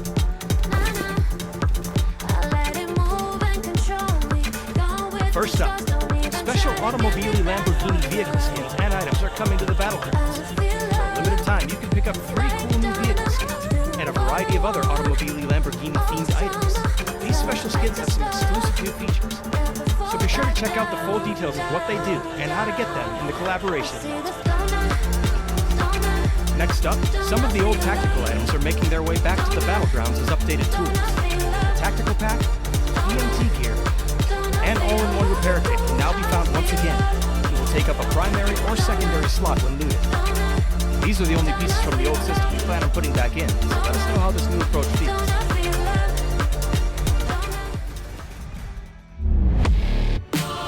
Finally, fan-favorite game mode is making its legendary return. I can do this. Unleash magic and mayhem when you return to the Dragon's Isle. Welcome back, everybody. We're about to get started with game number 3 of tonight's Choose PUBG your Reddit unique Community fantasy Custom class. Games. My name is Collect Jorosar. crystals We've to had upgrade 2 your games so skills far. and be An the last absolutely party delightful standing. flare gun mode that's Deliver always a vicious crowd melee favorite. attacks as the mighty Followed by game barbarian. number 2, which ended in Break Hacienda, down your and no foes one from went to afar as the Hacienda eagle-eyed before ranger. phase 5. Set the world Psychological warfare being ablaze as fought the here on the Reddit powerful channel by the wizard. looks of things. Or But we now smite move your into foes and game heal number your 3. friends as the Before we do, we're righteous going to take a look paladin. at the results and what happened The at the noble end of steed game and 2. dragon Yes, we've got wagon the logos remain this time to and aid your everything. travels. Boom! Here we go. And while they're Captain's slower Curse, can we than take a traditional look vehicles, at that damage dealt? they will still 3.6k. show I you the mean, what on meaning of earth are you haste. doing in these games and not in ranked Kappa? Once again, Fantasy though, Battle Royale is coming to the surprisingly, arcade from hot and July spicy and 24th dangerous to Hank, August 7th on top PC, killing and with July 8, and I say 31st to surprisingly because August T. 14th Degra on Umbrella console. Seller really shone This in update also game features some number quality 1. of life and performance That said, improvements, 1200 fixes, damage on Umbrella and more. Seller tells me So check that out the patch Dangerous notes for Hank full is details. stealing all your kills. Update Love it! 30.2 is here. In game, Pack your team updated number tools, 2, we enter have the the Hot Drop automobile Burritos, Lamborghini vehicles, and take Ollie a road managing to trip get back both to the of those Dragon's Isle. kills very, We'll very see close in terms of you survival on time. the And then, of course, we have battlegrounds. losing all matches. Team Llama coming in 3rd place with Llama himself on 4 kills and just shy of 500 damage. Very nicely done. And then finally, in 4th place, the Haunted Death Boxers, who I can't help but feel could have had a prolonged game. A little bit unlucky in their team fight there. Arthur Mitchell and Silent Sword getting a kill each. So what does that mean for the seasonal leaderboard? Well, we finally have someone out in front, albeit just by 1 point. Who Built the Ark is out in front by literally a single point. Lightbite TV has clawed back a bit of deficit. He's single digits now to being in 1st place, just 8 points behind the leader. So keep an eye out for them. Hackshots still looking to pop off. Has plenty of opportunity to maybe claw it back, but honestly, the gap is being maintained so far. So we're going to have to see Hackshots jump up another level. And there is Llama, who wasn't on our top 9 to begin with and is very, very quickly climbing the leaderboard. So don't be surprised if Llama and their squad mates actually end up very close to the top by the end of this. This could end up being a proper photo finish. So let's take a look now at game number 3. We're going to be switching back to 1st person mode for this one. Let's now reveal what this is going to be. It is the Green Mill. It's the Al Capone inspired game mode, and the one that I find close to my heart. I absolutely love Dino Land. Of course, my in-game avatar is all about the Dino Land, the Dino heads. And it's Tommy Guns only with a Dino Land finish. And of course, it's not ACP any longer. It's actually going to be 9mm. But Tommy Guns only on Vikendi means we're probably going to get a lot of drive-by Zima shootings en route to Dino Land. So depending on how quickly the first couple of circles close, this is going to be very, very good fun indeed. It'll be quite quiet while people loot and get vehicles to begin with, but I expect things to explode round about the start of phase number 2. So that is going to be delightful stuff indeed. And don't forget, at the end of every single game, we're giving away 2 500 G-Coin codes. All you have to do is go into the PUBG Reddit Discord and just make sure you enter that competition. We're giving 10 of those codes away in total tonight, and it's entirely random. You don't get them for winning the game or anything like that. You get them by being in the Discord server at the right time and entering that raffle. And we give away 2 codes at the end of every single game. So we're getting ready to move into game number 3 now. I suspect the strategy is going to be fairly basic to begin with, but that's because it just makes sense. You want to spread out as much as possible, get vehicles for your teammates, make sure everyone has got Tommy guns, and then hopefully some delicious drive-by action en route to Dino Land. You can also land in Dino Land and defend it, but if you're landing in Dino Land and defending it, then... well, let's put it this way. No one landed Hacienda last game. So based on, I don't know, based on the psychology of the teams in this lobby in general, it feels like people are banking on coming in late and being a little bit more sure of only looking in one direction as opposed to needing to look out 360 for who you're going to be fighting next. Hackshots in chat, all-time favorite caster. You think I'm gonna be you think I'm gonna be spawning stuff for you, mate? Is that how it goes? Hackshots is my all-time favorite bandage user and my all-time favorite safe res. I will be seeing more of that in Vikendi. Come on, Hackshots, get those points up on the board. I want to see a nice close finish at the top. So I'm actually rooting for you tonight, Hackshots. Don't let me down. We're getting ready. We are in game now on Vikendi and we're just waiting for the plane to get going. If you have missed joining this game, please don't fret. We've got 2 more games. Game 4 will be in third person and game 5 will be in FPP. What you want to do, though, is you want to continue watching this stream. You want to make sure that you join the PUBG Reddit Discord server and that you go into the custom games channel so that you can see when the next game lobby is up and you can see what the password is. And as soon as that's up, as soon as that password is posted, you join that game lobby. And that is how you ensure that you get in the final 2 games. We are running on a 3-minute stream delay, remember? So by the time I come back from the break at the end of this game, we will essentially be starting the game after. So just bear that in mind. Make sure you get into the lobbies nice and early, and everything should be hunky-dory. Right then, we know the zone's going to end in Dino Land, but the question is, what happens before we actually get there? Let's go ahead and hop into game now for game number 3. Absolutely delightful stuff here on the green mill. As everybody will be thinking about, do we want to go to Dino Land? Do we want to go far? Where are we going to get vehicles? Do we need vehicles? If we're dropping in circle, maybe we don't. Dino Land is very much a long shoot away. So I don't know to what extent people are going to want to be going all the way there. But it certainly looks like a few teams are going to try. Don't worry about that. That's just Dell. We are all good to go. Interestingly, we've got several teams going to Laveni. I thought we wanted to have a little bit of variety, folks. We don't need to see people having difficulty getting out of cities, so that could be a problem. We've also got potentially 2 teams going Naros. And do we actually have a team going Dino Land this time? That's sort of what I'm looking at. I think we have at least 1 squad long shooting to Dino Land, and that makes me happy. I'm all about the long shooting to Dino Land. Losing all matches every time. Team Llama have looted. They are just outside the circle to the east. You can see on your minimap there. So they will be coming in not too early, not too late. They're going to be playing the Goldilocks approach to this game, and that'll be interesting. T-Dagger has already killed someone with a car. What even happened? Oh, no. Oh, no. Still parachuting in as well. Steal the car. Knock someone. Possibly take someone out. I didn't quite see. Disappear to Dino Land.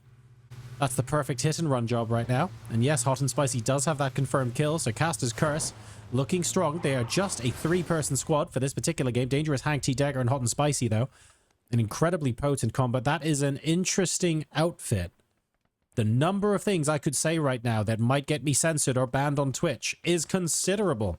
And what I'm going to do is say none of those things because I am a sensible human being. Umbrella Seller on a different team and paying the price for it. Dear, oh dear, that was awfully quick. Blink and you miss it.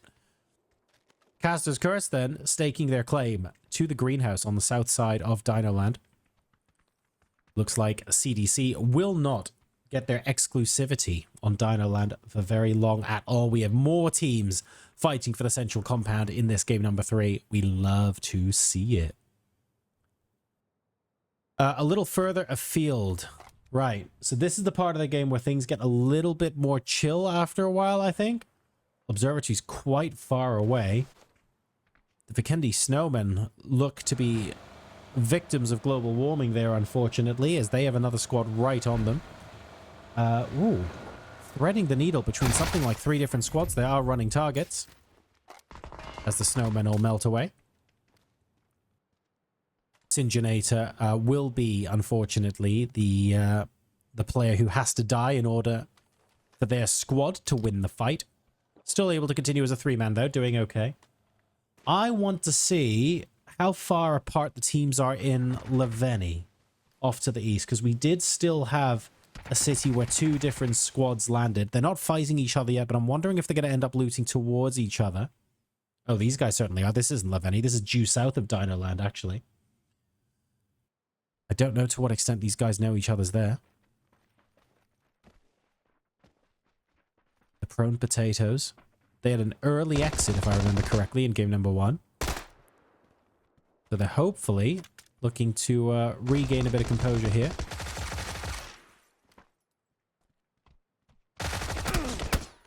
Mentalist has a great hold on that corner. It's a pity no one's there. Baton gets headshot in the meantime. Will need a revive. Locust is there to do it. Mentalist continues to hold. The all-important corner where literally everyone has run away from 45 seconds ago. Now we run towards the flashbang. Fate! He's there! He's there! Oh! Your one job was to hold the corner! Mentalist down and out. Prone Potatoes now. Struggling a little bit. Jeffaju managing to get Baton and Locust. Excellent backstab there. We'll take it. He is the one player that's currently standing. 50 rounds in that Tommy gun. And Baton's going to want to crawl into... Ooh, nearly closing the door on him there. Revive's coming out. No? No, we're just going to keep him here as decoration by the looks of things.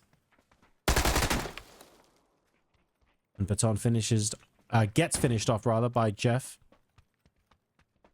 This is an interesting strategy, but Locust is making it work so far. That's Hamster down. He's got ham, but he's not a hamster. Can't get that song out of my head now. I got ham, but I'm not a hamster. So many good things you can sing to that tune. How is Locust doing this solo? I mean, Team Error should just be able to rush in from 2 sides and get the trade. They're so much more apprehensive now. They're in the blue.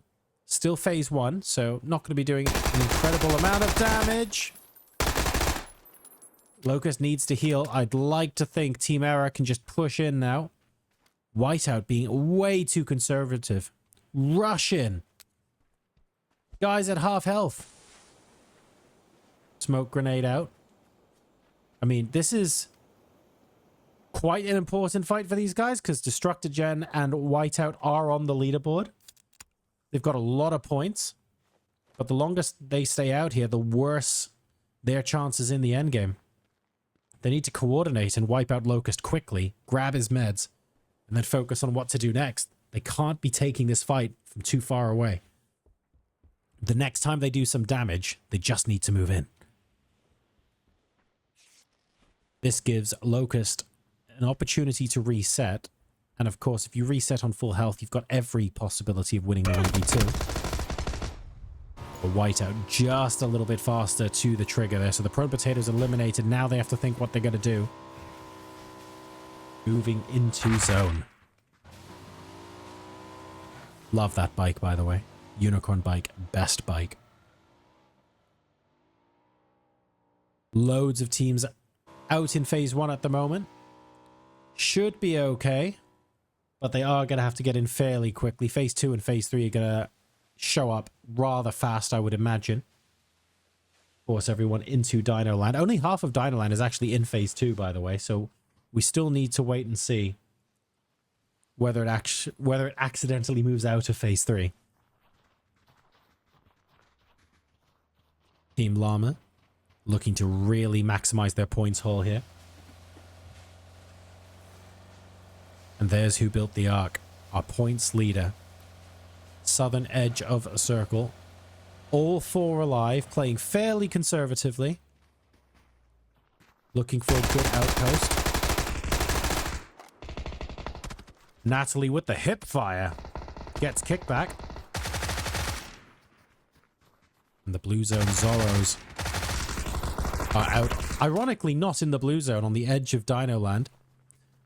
Losing all matches every time. We'll happily pick that up. But if they take this position, who's going to be third-partying them? Gotta always ask yourself these questions. Dagger. Hot and Spicy able to help out. We now need some serious return fire. No! Llama and Natalie both down. This could be problematic for Team Llama. Schweppy down as well. Morax, the only player left standing. Not sure about that revive as well. Dangerous Hank and Hot and Spicy trying to get T-Dagger back up. That's Llama down and out. Morax down too. This is huge. And that's it. Team Llama are out in 12th place. And that has big implications for the overall leaderboard. Still 2 games to go, but that is strong. Cast a Curse annihilating them. And now we've got the Bush Campers coming in from the north side, facing off against entirely different teams. Fury looking like he's getting caught in the middle there. What on earth is going on there? Panda Dan eliminated, but my god, that was a messy fight. Phase 3 has popped. A bit of Dino Land is still in. The volcano is crucially still in. Gotta love it. And Hackshot's now starting to take names. Unfortunately, no additional points on the PUBG Reddit leaderboard. For getting those headshots. Or for getting revived, for that matter. Hackshots will give it a go nonetheless. Team Who Built the Ark. Please don't shoot us. Moving into what I can only describe as the hill on the southern half of Phase 3. Looking to hold this position. They'll be able to hold it from some angles, but not others. So it's a very, very high-risk play. Oh, dear.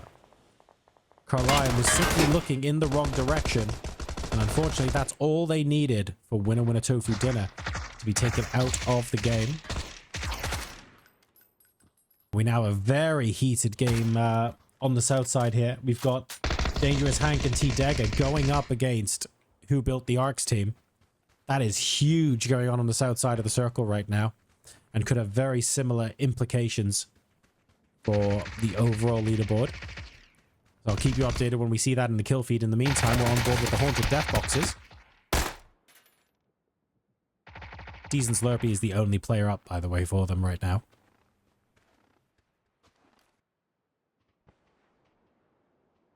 Does anyone have eyes on the fight down south? On Who Built the Ark's team? Because that is going to be huge. I think T-Dagger might be about to lose that fight. Oh, yes. Just in time for the end, unfortunately. That's Caster's Curse eliminated. They dominated Dino Land, by the way, Caster's Curse.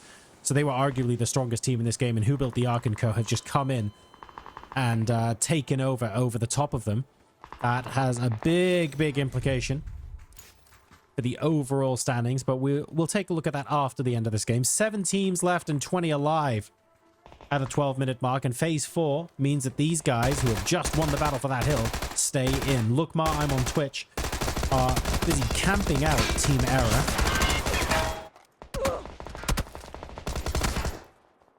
And they're getting third-partied a little bit now. They've realized that actually staying in one place and trying to camp people out for ages only works if no one else knows where you are. The third party is real.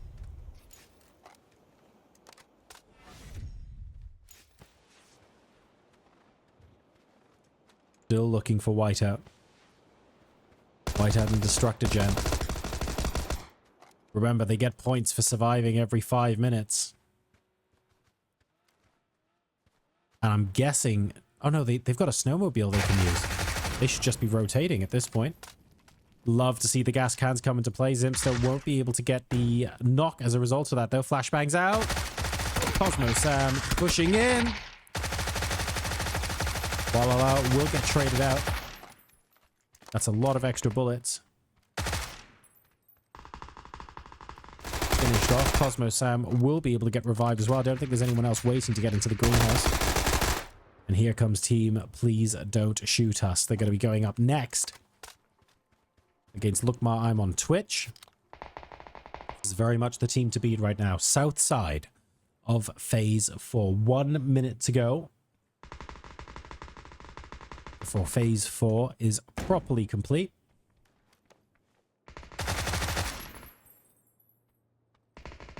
Interesting that Zimta opted to flashbang the downed player, but missed the player that was up off to one side. Unfortunate, but also really good to get the headshot. Credit where it's due, don't take it away. And this is the bush campers against... Oh, goodness. I think the team that might have been on snowmobiles earlier on. Yes, indeed. They're actually walking away at the moment. The problem is they're walking away and it's phase 4. So I don't know where Destructor Gen and Whiteout are going to go.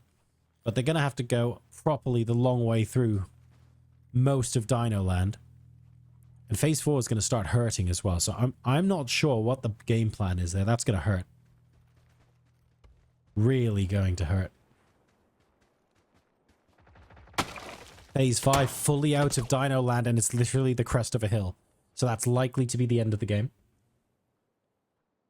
Destructor Gen. No, this is way too much damage, unfortunately. Destructor Gen trying to survive as long as possible. They did make it past the 15-minute mark, so they will get an extra point for that. But I fear that their time in this world grows short. Please Don't Shoot Us look to be in an excellent position to take this game, but Zimster and Cosmodan might have something to say about that, who are very, very close by.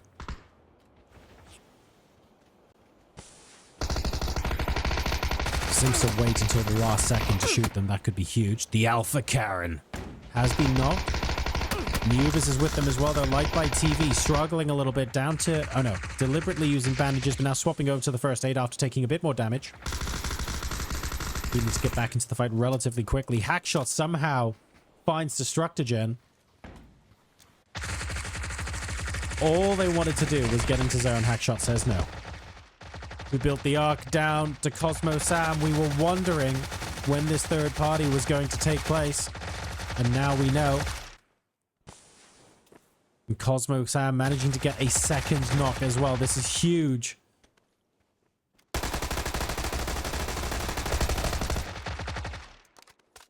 The foldable shield doing such work here for the bush campers.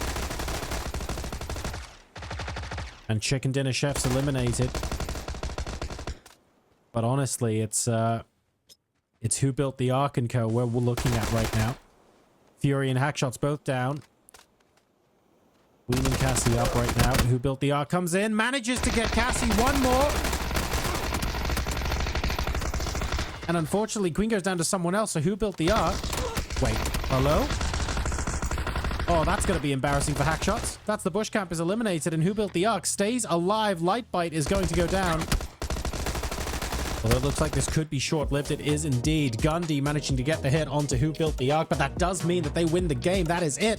So Who Built the Ark and Co. very much in second place. Gundy, Wacko Taco, Martino, and Vex will take home the chicken dinner here in game number 3, the Green Mill.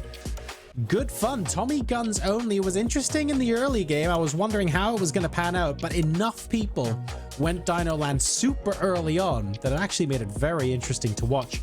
And the timing of Who Built the Ark to come in and take the hill and defend against just the one other team set them up to basically hold out 3 or 4 different squads just outside the west walls of Dino Land. That set them up very, very well there, and I suspect will bode them extremely favorably for the season leaderboard as well. But you're going to have to wait before I show you those, because we're going to a quick break. When we come back, we'll give you the results of that last game, what it's done to the leaderboards, and we'll introduce game number 4.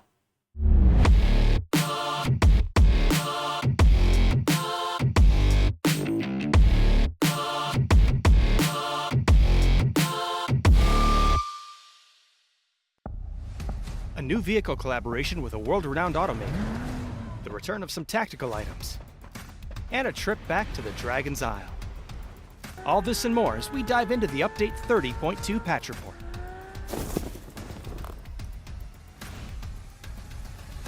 First up, special Automobili Lamborghini vehicle skins and items are coming to the Battlegrounds.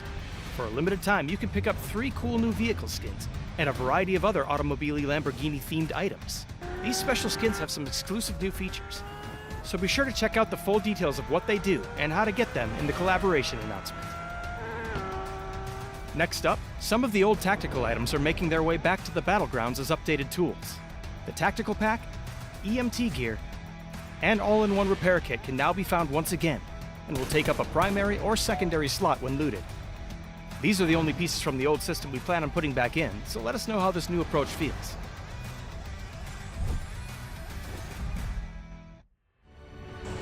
Finally, a fan-favorite game mode is making its legendary return. Wait, I can do this.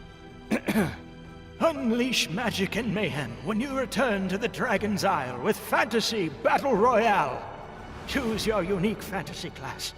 Collect crystals to upgrade your skills and be the last party standing. Deliver vicious melee attacks as the mighty barbarian. Take down your foes from afar as the eagle-eyed ranger. Set the world ablaze as the powerful wizard. Or smite your foes and heal your friends as the righteous paladin. The noble steed and dragon wagon remain to aid your travels. And while they're slower than traditional vehicles, they will still show you the meaning of haste. Fantasy Battle Royale is coming to the arcade from July 24th to August 7th on PC, and July 31st to August 14th on console.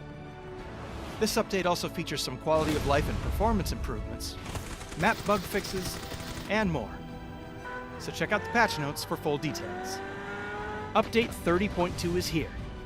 So pack your updated tools, enter the Automobili Lamborghini vehicles, and take a road trip back to the Dragon's Isle.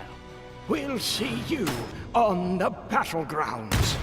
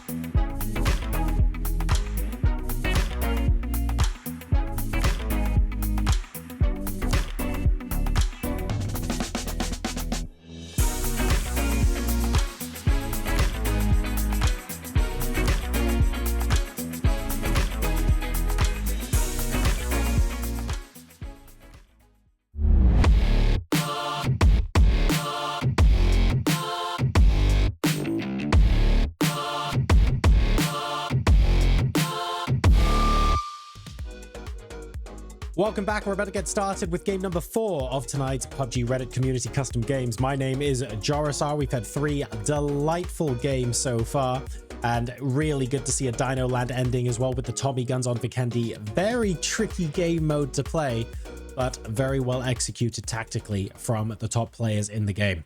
We're now going to take a look and a recap what happened in that previous game. Look, I'm on Twitch. They've been on stream quite a lot. They haven't won a game yet. They finally did. Gundy, Martino, Vex, and Wacko Taco did everything they needed to make sure that they finished properly top of the pack. They came in a little bit late, but on purpose, and it worked out for them beautifully. Please don't shoot us in second place. Really strong stuff as well. Who built the Ark with 5 kills? Joint top fragged this game alongside hack shots from the bush campers who finish in third. Really strong damage done The only squad to just about get 2K there, so they really took some names. And then the Chicken Dinner Chefs finished in 4th place, largely due to a lot of delightful shenanigans from Cosmo Sam towards the end of the game there. Let's take a look at what that does, though, to the overall graphic. Who Built the Ark is in the lead with 91 points. Destructogen and Whiteout, remember, they were trying to keep up, and they're only 3 points behind, so actually doing not bad. A further 5 point behind then is Lightbite TV, and Hackshots unfortunately has slipped a little bit, now just over 10 points behind, 14 to be precise, with a large pack following. And this is going into the final 2 games of the night, so all to play for still. Not 100% sure who's going to win the entire thing, but I would say the top 3, top 4 are beginning to pull away from the rest of the pack just a little bit. Enough about that, though, because we can't assign points until the games are played. And we've got game number 4 coming right up. It's going to be played in 3rd person, and it's going to be called Stamina Race. SMGs and DMRs only. And we've got bicycles, only bicycles, enabled as it currently stands on Erringle this time around. It's going to be in 3rd person. We're going to have full squads once again, even. Sometimes I English, don't worry about it. I don't know how big a deal bicycles only is going to be, because I get the feeling that people will simply rotate really early. But then again, if you end up in a position where there aren't any other vehicles and you've only got, say, 2 bikes for a 4-person team, do you therefore just spend the entire game cycling or running? Like, or are people just going to try and land as central as possible? It's not completely clear. I also don't know if you get to see where phase 1 is when you jump out of the plane. So if we have like a normal game where you've got 60 seconds to wait before you actually see where phase 1 pops, and you have to have picked a drop location before then, I can see some teams spending most of this game running. But we'll see. We can predict things all day long. Reality is what matters. 8 o'clock to 3 o'clock plane path, and we do indeed have the circle at the start. So, okay, we're not completely vengeful as a god. Oh, where's the plane? There's a plane. I found it. Got a plane. There we go. Boom. All right. So everyone knows the circle is going to more or less be centered west of Gatka, which means if you only have bicycles, you can only go on foot. I guarantee all of the compounds near Chopsticks are going to be taken. Someone's going to long shoot to Gatka as well. I reckon you'll get a squad or 2 going to Pachinki. You might get some people going to the north side of the bridge. I think Sosnovka Island is a little bit of a stretch, but doable. And if anyone goes to Milta or Milta Power or Lipovka, they're insane. Or they just really like holding shift. Also possible. That is a glorious pose. That's actually a glorious... Like, that is supermodel level posing. There we go. The parachute is going to end that photo shoot session. So we have got Hackshots and Co. going Milta, which I'm very interested to see how that turns out. Are they just going to get bikes and be cycling for literally the entire game? Caster's Curse and Dangerous Hank and Co. have dropped Pachinki. They're the only squad that have dropped Pachinki, so that's going to be excellent for them. We've got 2 or 3 squads north of them, and 1 squad going apartments as well. So Boatyard, formerly Watertown / Venice / whatever you want to call it, has been taken by a CDC. And it looks like they're uncontested. We've got another squad. Oh, interesting. Who Built the Ark and Co. going Ruins. When do you ever see a Ruins drop? That's unusual, isn't it? Lightbite and Dark Bridge. We're going to be taking Ruins there. So is that a split approach by the looks of things? The rest of the squad probably a little bit further south. Here towards what I like to call Plug Socket Compound. We've got D White and Co. Sloan Royal and Threshed with him. They're going to be relatively chilled out. There's no one in school and 1 more squad landing apartments. Wow, that's a very late long drop. Look, Ma, I'm on Twitch. They've got South Georgia Paul and Crate, and they've got it to themselves, so that's going to be nice. They come fresh off the back of winning the previous game. So they're looking pretty good as well.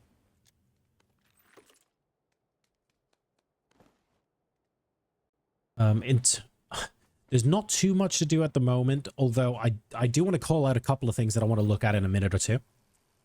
The first one, and the most important one, is when the zone starts to move in, the squads that are in Milta, Yasnaya, Sosnovka Island, are they all going to get bicycles? Are they all just going to be hitting Shift W forever and a day? Or do we think that actually they're going to be fine? That's going to be question number one. Question two is, maybe we've gone back to the mentality we had during the Hacienda game here a little bit, but no one dropped Gatka. And Gatka is pretty much smack bang in the center of everything right now, which should make rotations for people who landed inside the circle a little easier, because you can go further towards the center of the circle and not have to deal with people shooting you left, right, and center. So I reckon that could work very well. Remember, we've got SMGs and DMRs in this game mode, but nothing else. So there are no ARs, no bolt actions. It'll be interesting to see how well this pans out for our teams. The blue zone has now started to collapse, but A, it's only phase one, and B, it's still a full 4 minutes until it closes.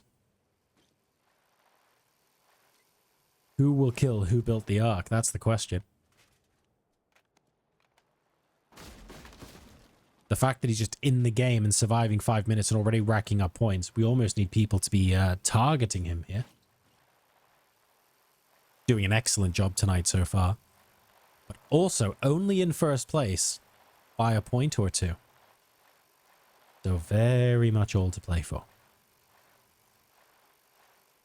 Comfortably outcycling the circle. Technically in it as well, so don't need to worry too much. Destructogen hot on who built the Ark's heels. This is going to be an important fight to follow. Now, they've dropped on the west coast of Erangel, so the opposite side of the circle. It's unlikely that they will run into each other in the early game. So, focus will be on surviving long enough to see each other realistically.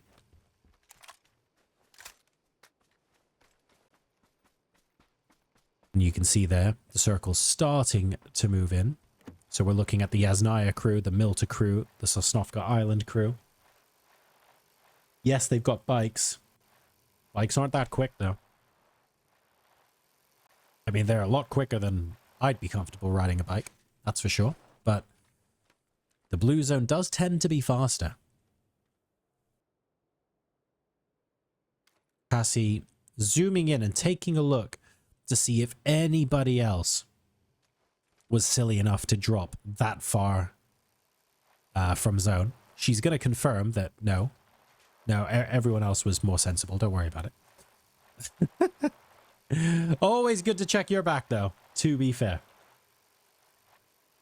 You can hardly blame someone for doing that in this game, where third parties and backstabs are almost the name of the game, frankly. So the bush campers have all got bikes. They are making their way in. Nice and slowly. I'm trying to figure out if we're likely to see any teams run into each other while cycling towards zone. I feel like to the northeast of Pachinki, there's a chance for two teams to run into each other. Hack shots, what have you... Really, hack shots? There we go. Only hack shots could find a way to flip a bicycle. He does make it in. And that patch of ground is looking beautifully kept this summer, I have to say. Delightful stuff.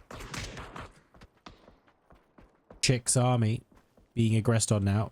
Threshold looks like they're down. I don't know if they'll be able to get revived from there. Blue Zone Zorros are fighting there at the moment. I think they should disengage. Oh no, they're not going to. D White is pushing right in and kickback manages to get the return frag. We're going all out war here. Sloan Royal, the only player left alive for Chick's army right now. And the Pat extremely close by. Hipfire will get the knock and the finish. Oh my god, 5 hit points in a dream.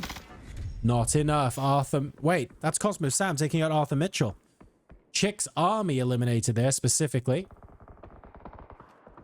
That's a different fight. Haunted death boxes. Coming up on the hill near Boatyard. Cosmo Sam getting finished there. It looks like Skovlaren, is Skovlaren the only player left up? I suspect they are, choosing to run away to the east side of Boatyard. The chicken dinner chefs, it's because they've got a bike stored there. Oh, Zimster's still alive as well, so the chicken dinner chefs are not down to a solo just yet. But this is where just being on bicycles is going to start sucking. Because in 1 minute, we've got phase 2. Wacko Taco is vaguely aware of Neobis. Oh no. That is him down and out. So, a little bit unfortunate there. We've got Cassie, Hackshots, Fury, and Queen also coming in. And they might end up coming in past 2 teams as well. This is what happens when you cycle forever and a day. Hopefully it doesn't just lead to people getting knocked super quickly, but it might. Dangerous Hank coming into zone as well. Suddenly, the north side of Pachinki near Church has become a little bit of a hot zone. 3 different squads are there. It's soon to be 4 because the Blue Zone Zorro is going to come in as well. And this is going to get mega messy. Season Slurpee getting finished off, so that's Haunted Death Boxes out. And the bush campers now realizing this journey into the zone is not going to be a fun one. Fury has yet to see Umbrella Seller, who might get an excellent angle on these guys. Oh, Umbrella Seller's been spotted by Cassie. Crucial interjection there. Otherwise, Umbrella Seller could potentially have taken out multiple members of the team. Good eyes there from Cassie. Bush campers still need a plan though. Phase 2, 1 minute 30 seconds remaining. We're just going to cycle south. It looks like it. I think that's the reasonable thing. Oh, Hackshot's going for it. Gets kickback. Nice headshot there. I wouldn't cycle towards them though. If I were you, I'd be cycling towards the zone. That's exactly what he does. Uses that beautiful burst of damage as an opportunity to get out. Umbrella Seller, though, manages to get Queen. Hackshot's just a little bit ahead of the game there. So Cassie and Hackshots make their way out. Fury still hold up, unfortunately. We've got the Blue Zone Zorros behind this, by the way. They haven't actually joined the fight yet. I think they're hoping the fight finishes so that they can just move in.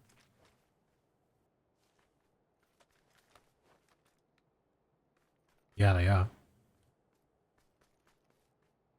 Once Kickback moves out of the way, Fury might want to consider cycling himself. I think he could go now, to be honest, but given how exposed you are when you're on a bike, you don't want to take that risk, even if you're not making very much noise. You don't want a DMR to just absolutely ruin your day, which it has done for a number of the players in this lobby so far. Back shots through the fields. God knows how he's managing to do this without anyone shooting at him. Phase 3 has been revealed. He's looking for some high ground. He will see some. Got Seasoned and a Pat relatively close by once he gets up here. He doesn't know that yet, though.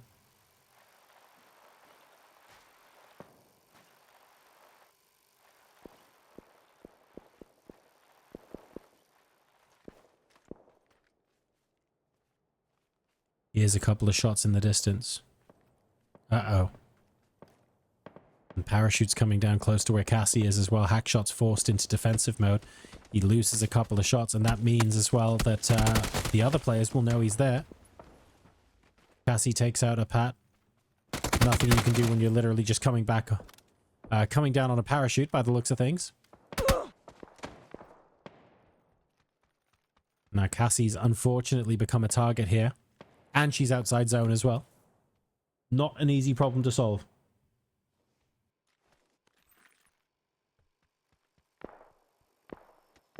Mr. Ziptie coming to join Seasoned Pen. And inside this compound, it'll end up being a 2v1.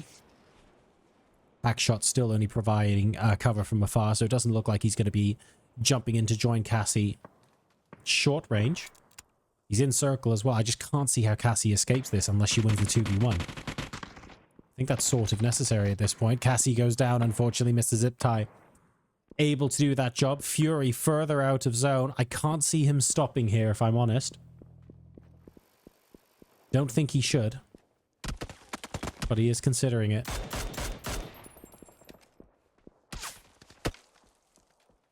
In the meantime, Hot and Spicy managing to get hack shots down and out while he's still looking in this direction. The bush campers, I think, stayed focused on this fight for way too long. And they're going to pay the price for it, unfortunately. Fury does get the kill he's been waiting for, at least. So the Blue Zone Zoros are eliminated. But look, he's the only surviving player now from the squad. A little bit of a cold consolation there.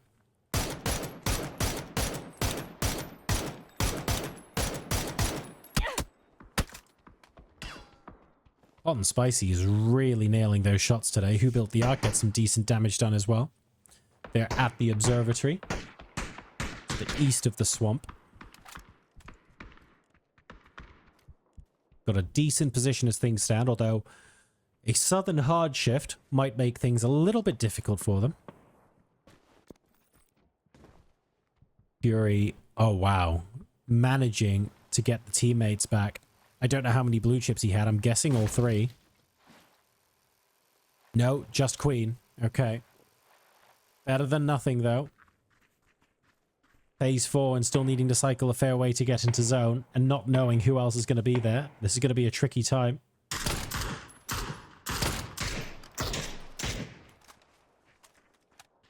Queen's plan is to land on the compound that's technically out of zone. It makes a lot of sense. Unfortunately, there's a squad there.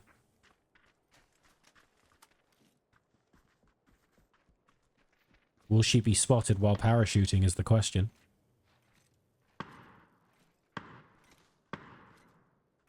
Oh, Malama having a lot of fun there. And how does Queenie get down without anyone else spotting her? And breaking glass as well.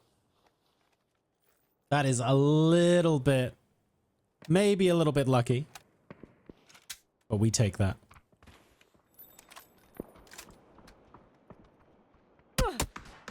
Oh dear.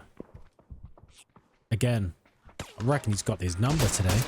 Just constantly smashing those long-range bullets there. Really don't want them to have any say in that DMR-flavored conversation. Hot and Spicy very keen to gatekeep, please don't shoot us. And with good reason as well, please don't shoot us. Not only are they topping the leaderboards, but they're also further out of circle. So they're the ones that have the most immediate problems to solve in this game.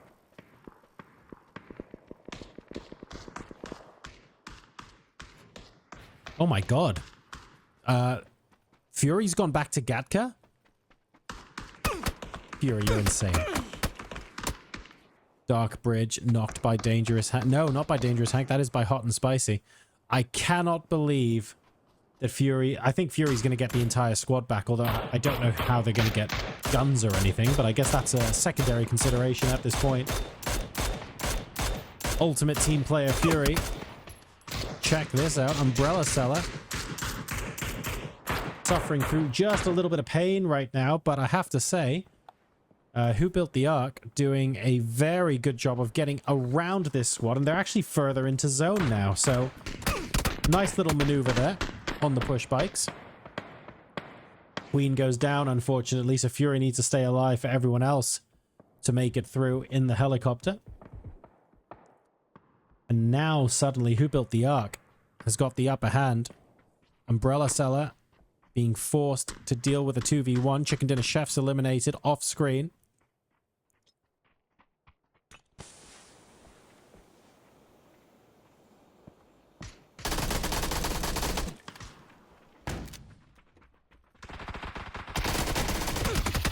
Oh, went prone and gets a beautiful knock, but instantly gets traded, unfortunately. And I think, because they didn't have the full squad there, that's it for now. So less exciting of a fight than we would have hoped for. but mainly because Who Built the Ark and Co. have done that quite well. Hot and Spicy coming in now, though. The gameplay all day has been hot and spicy. Oh, yes, through the door. Neobis means that, wow, they get eliminated here. That is a big, big kill. Please don't shoot us. Eliminated in 9th place. Does that mean the leaderboard is wide open? I see Cassie back in the game, but not Hackshots, who would have honestly been yearning for those extra points right about now.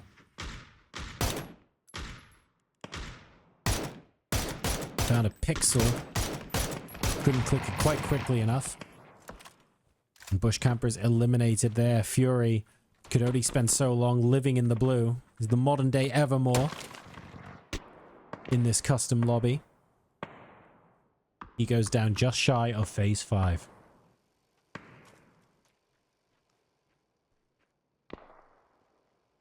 All 4 up for the prone potatoes, I have to say. Looking strong.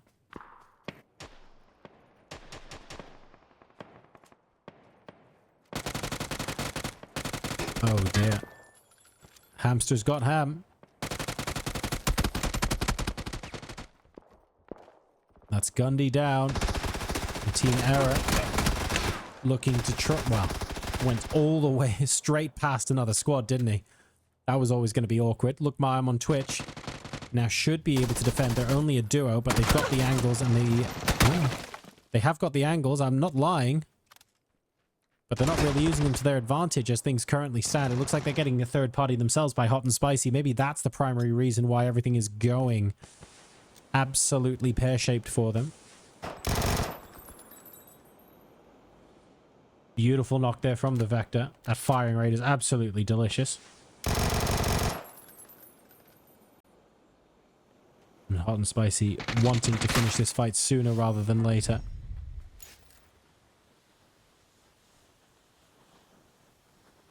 Martino, the other side of the smoke, and Hot and Spicy knows that he can hear it from the audio cues.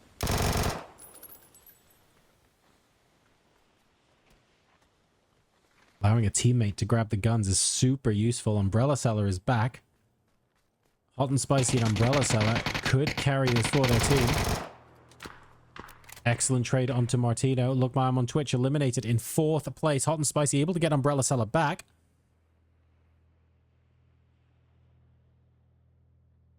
And we're into our top 3. 13 kills so far this game for this squad.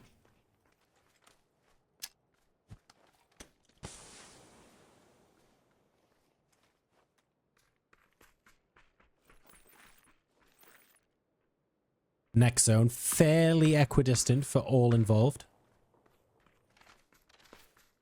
No one particularly favored. On Spicy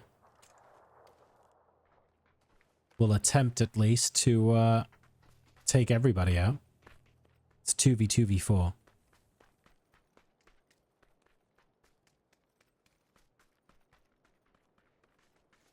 I'm a little concerned that they haven't yet spotted Atlantic Antic right here off the prone potatoes. I mean, you have to go for it at some point, don't you? How about now? Ouch. That's Hot and Spicy finishing off Atlantic Antic. But not before Umbrella Seller gets knocked again. Pretty sure that's a 3rd knock. Some seriously long range SMG shenanigans going on there. Nicely done. Quick knock into quick res. And Hot and Spicy is almost single-handedly taking on all 4 of this team. Absolutely insane. He's up to double-digit kills now. 10 kills. We haven't seen anyone on 10 kills so far today. Hot and Spicy is properly going for it. Finishes up the downs. Spots Schweppy as well. Loses him in the smoke. But knows he'll be there. And ideally, dealing with this threat before having to look in the different direction is the correct way to go, of course. He's actually not there. He's on the left-hand side. Sees him now. Gets him. Zone could be a problem, though. 7 damage a second now. Get yourself into that valley. Hot and Spicy just about surviving that umbrella seller ahead of him. Only on 2 kills, but doing so much. And we've got the noble noobs with parachutes coming in. It's a 2v2, but there are 2 naked people with parachutes gliding their way in. Which is going to be interesting, because if Caster Curse wins this fight, they're going to be going, well, where's everyone else? There's one of them. Oh, Hot and Spicy dies to the zone. I can't believe it. Being distracted by the people who were parachuting in, and that's what it took. Morax, Ormalama, Natalie, and Skiffic Crappy. That is ridiculous stuff. I love to see it. Had to turn around to shoot the people parachuting in, and who would have thought that wins the game for them? I thought they had that in the bag. The kill count was superb. The amount of damage they did was phenomenal. But it wasn't quite enough to string it all together, and Ormalama is really starting to charge through and make a little bit of a claim for top spot on the season leaderboards. We will see how those shape up after this break.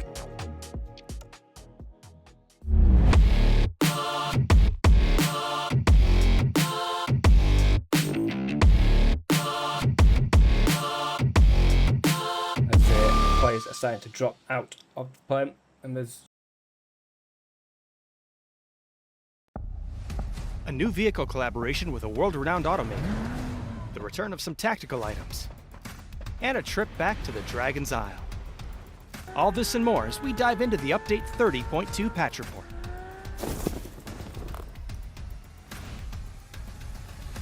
First up, special Automobili Lamborghini vehicle skins and items are coming to the Battlegrounds.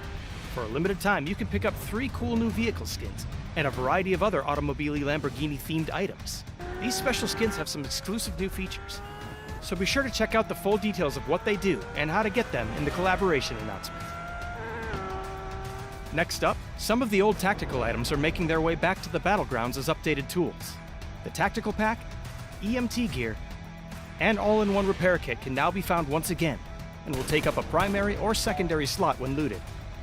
These are the only pieces from the old system we plan on putting back in, so let us know how this new approach feels.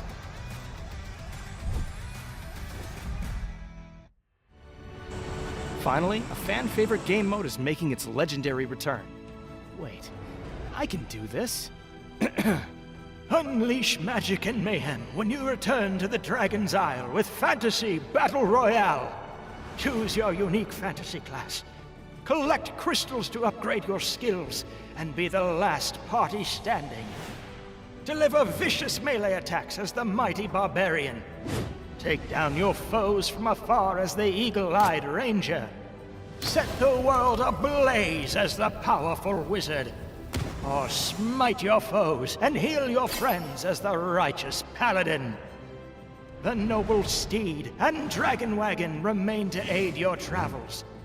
And while they're slower than traditional vehicles, they will still show you the meaning of haste. Fantasy Battle Royale is coming to the arcade from July 24th to August 7th on PC, and July 31st to August 14th on console. This update also features some quality of life and performance improvements, map bug fixes, and more. So check out the patch notes for full details. Update 30.2 is here. So pack your updated tools, enter the Automobili Lamborghini vehicles, and take a road trip back to the Dragon's Isle. We'll see you on the Battlegrounds.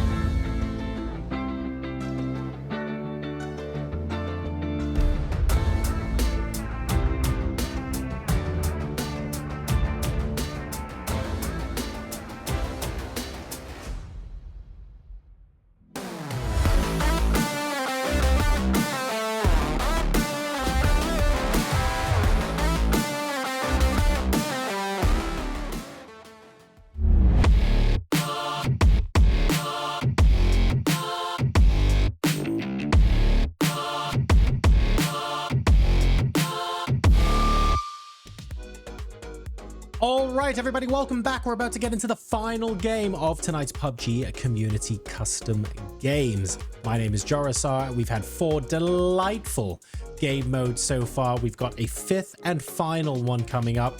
We'll give you the rules for that in just a second, because first, let's recap what happened in the previous game. Here were your top 4 teams. The Noble Noobs came out of nowhere and used 2 parachuting teammates at the very end of the game to distract and win. And my god, that was dramatic, because Caster's Curse, look at this. Hot and Spicy did 1400 damage on his own, en route to 12 kills, and was looking like he was going to absolutely steamroll the game until the rather unconventional tactic denied them the top spot. Pro Potatoes finished in 3rd, and then we had Lookmar, I'm on Twitch, previous game winner, finishing in 4th place, so still collecting some delicious points. But will those points have much impact on the end of season standings? Let's take a look. With 1 game left to go, Who Built the Ark leads with 95 points, 3 ahead of Destructogen and Whiteout. Lightbite is still a further 5 points behind, and Hackshot's on 80, now seriously going to struggle. Love to see that Ormalama still very much holding on to one of those top spots as well. Okay, so all to play for, but Who Built the Ark 3 points ahead going into the final game. This is the last game, not just of tonight, but of the series of this season of PUBG Reddit's Community Custom Games. Let's take a look at what the game mode is going to be for the last time tonight. It's game number 5. It is Dogfight. This one is going to get very Blame Dell very quickly.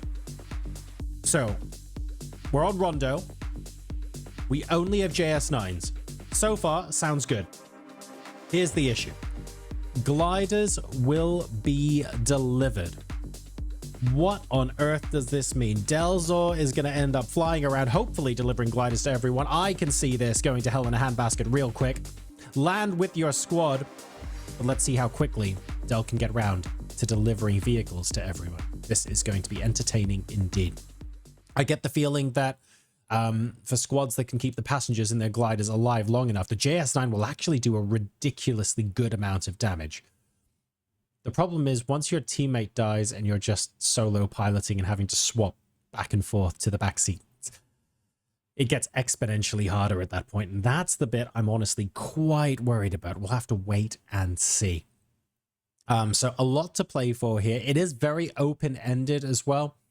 There are 2 different gliders per team, presumably, because there are 4 of you. So you could go the route of all 4 players being in gliders, and then everyone swapping to back seats so that you have 4 gunners available, but it just makes it so difficult to constantly swap and shoot at people. If you can coordinate that sort of thing well, though, absolutely delicious, and that's how you maximize your damage.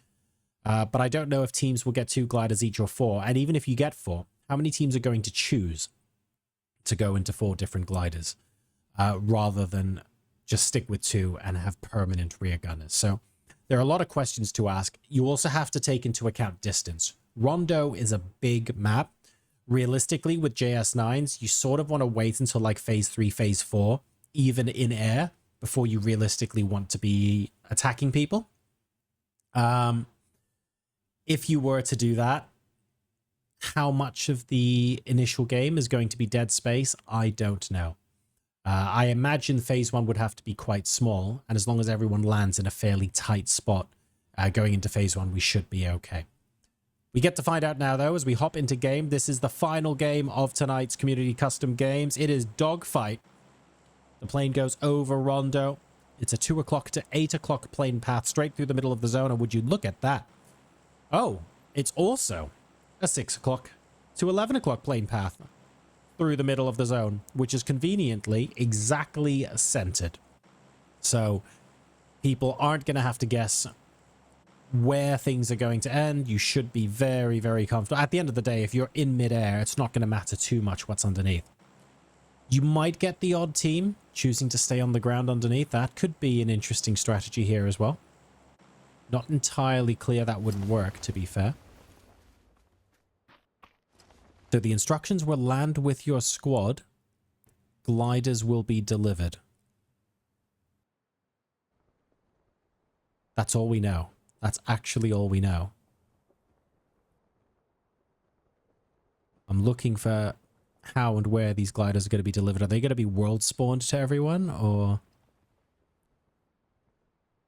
is Dell going to fly around manually spawning them? Also possible. Who built the Ark, landed and waiting. Okay, yep, that's Dell now. It looks like we're manually doing the gliders. That could take a very long time, unfortunately. There are 15 teams in this lobby.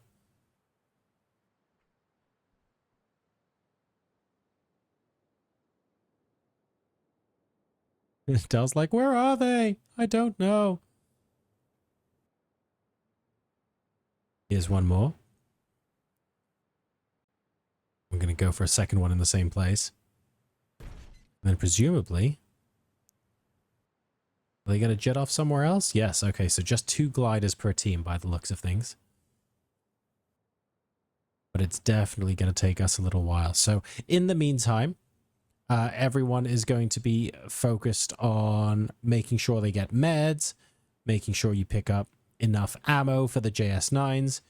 You don't really want to have to land the glider and refuel and pick stuff up. It wouldn't surprise me if someone had a gas can or 2. Also entirely possible.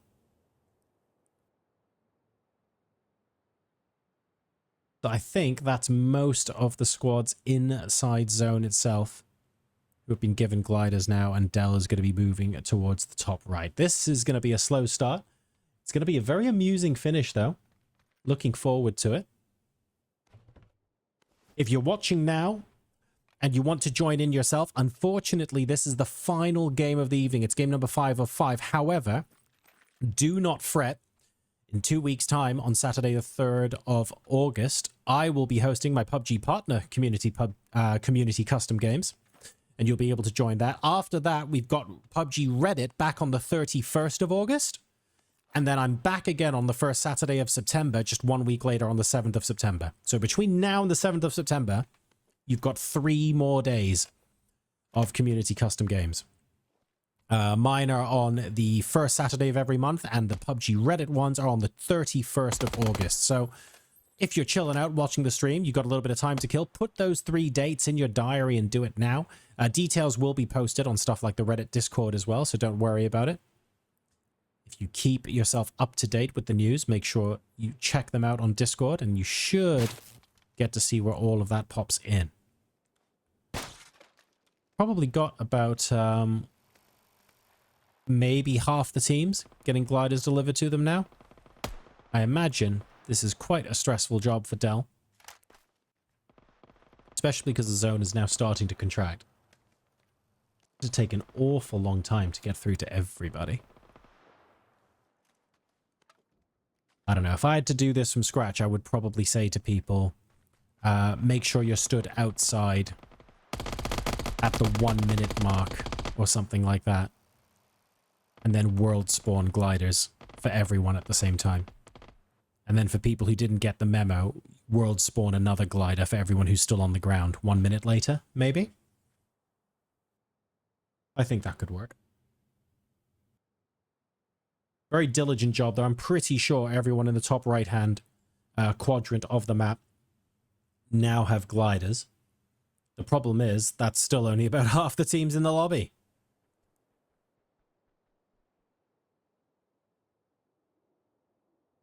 We will get that. Ah, there we go. There we go. Still looting, presumably, before we get in, because it only really makes sense to start dogfighting. Realistically, once Zone 2 closes, Zone 3 begins, then you can properly have some protracted fights instead of just flybys of a bunch of people.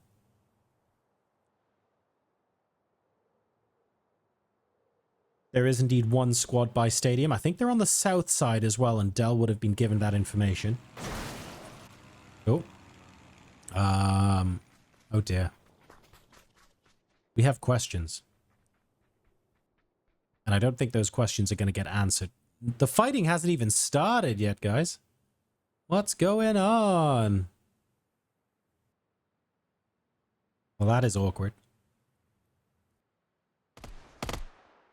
Oh, no. Yeah, okay. I think that's a world spawn gone wrong. I think what's happened here, it's a classic blame Dell moment. So what's happened here is that Dell went, don't worry, I'll deliver the gliders to all teams. Then the game started and he realized it would take too long. So then he decided last second, don't worry guys, I'll just world spawn it, everything will be fine. And this would be a consequence of those actions. So happy days. I think I figured out what's going on there. So now we're looking for any teams that don't yet have a glider or have ruined the world spawn ones, for lack of a better phrase. And we're just going and delivering the final lot of gliders to whoever needs them right now. Hackshots is not getting his pilot's license anytime soon, by the looks of things. Currently treating the glider as a UAS. And, oh, hang on a sec. Oh, wait, no, it's Queen piloting. I beg your pardon. Hackshots is the gunner. Oh, God. All right, there we go. There we go. We have liftoff. And the gliders have begun to take to the skies. It looks like most players in the game now have some sort of liftoff. But realistically, we need to wait until the end of Phase 2 for any meaningful gunfights to take place, I would say. We'll get the odd pass by, which means we should get the odd, like, headshot out of a glider or something, but I'm not expecting craziness to happen just yet. That's a fight on the ground.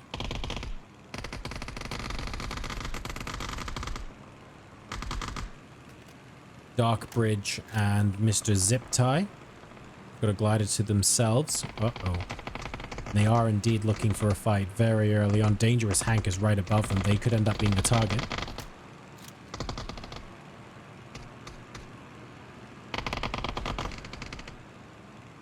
Not taking too many shots, though, to be honest. Biding their time, waiting until they're fairly certain they can get a knock. Oh, dear. T-Dagger already forcing some gliders to land. Unfortunately, the wing's going to block his follow-up shot to Locust. Locust can't take off again, though. That glider is bust. Short burst from the JS9, not going to hit, though. We've got someone on the ground shooting their glider here, making life slightly difficult. We're going for a low pass to try and finish off Locust. Whoa! Possibly at the expense of the glider. They get it, though. And I think the glider's still technically flyable. So we take those. 30 seconds until Phase 1 closes. It's pretty interesting after that. Airspace will start to get a bit constricted. Hot and Spicy down very early this game. That's close to test track by the looks of things. Dangerous Hank also not far. Looks like he tried to land the glider on the racetrack to help defend his teammate and couldn't.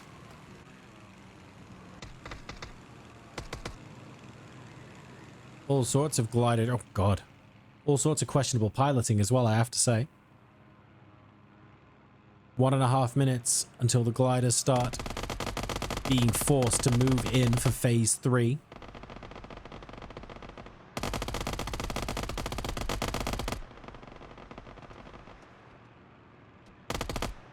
Glider being spawned for a couple of people on the ground. Ooh! Spicy shots there from Dangerous Hank. He's got 600 ammo in reserve as well. Glider very, very low on HP. And about half fuel, but that was a delightful run. We're going for another pass onto whoever's on top of desk track. It's Ollie.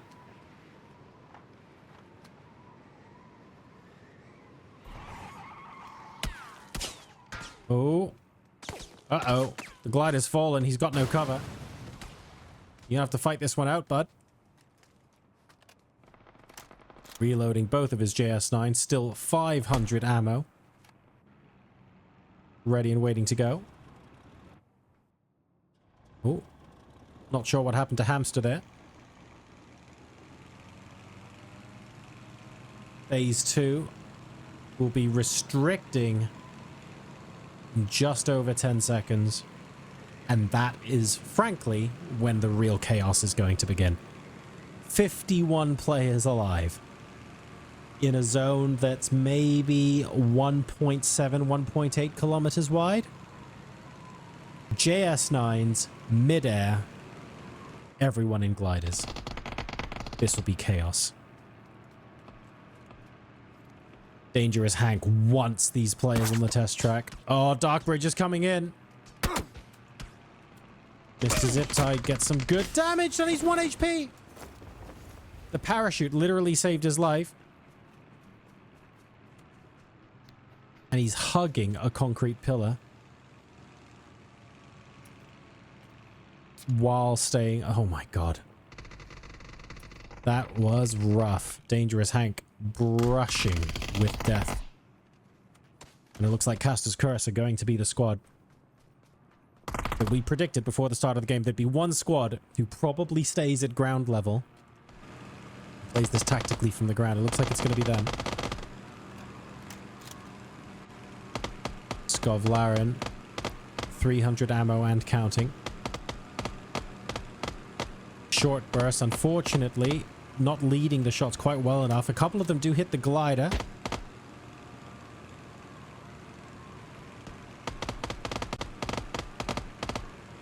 And Jeff really getting pummeled here. I think there's a second glider shooting at him as well. Ooh. Oh, a llama upside down there. That's not going to work too well in this here glider. I have no idea what that helicopter is doing. I mean, helicopters can hover, but what on earth is going on there? Can someone shoot the helicopter down? What's happening? There we go. Locust has jumped out. That was a weird bug, wasn't it? He was just hovering in one place.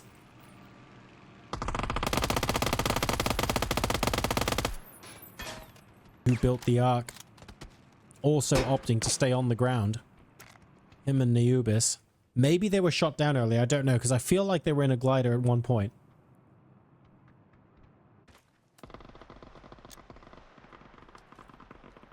A hockey puck.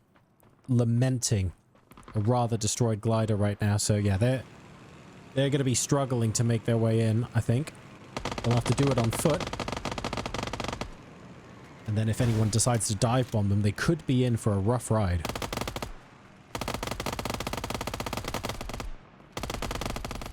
Unfortunately, those shots from Cassie also slightly wide of them. Whoa, that's close. And to be fair, that much, much closer to shoot at. Fury manages to get a knock. That glider's also out of commission. So there will be some short-range shenanigans going on. Cassie instead opted to get into the glider, maybe getting out of dodge herself. The play area is now going to constantly restrict over the next 9 minutes to nothing. So this is effectively a really slow phase 9. And it has already started. 45 still left alive. Absolute chaos. And only 88 spare ammo for bush cappers. We've seen players with 5, 609. And unfortunately, we're going to run out of ammo far sooner than the end of the game. We're going to have to kill someone and go loot them. Oh. Whoa, no. Oh, dear. I have questions about that landing.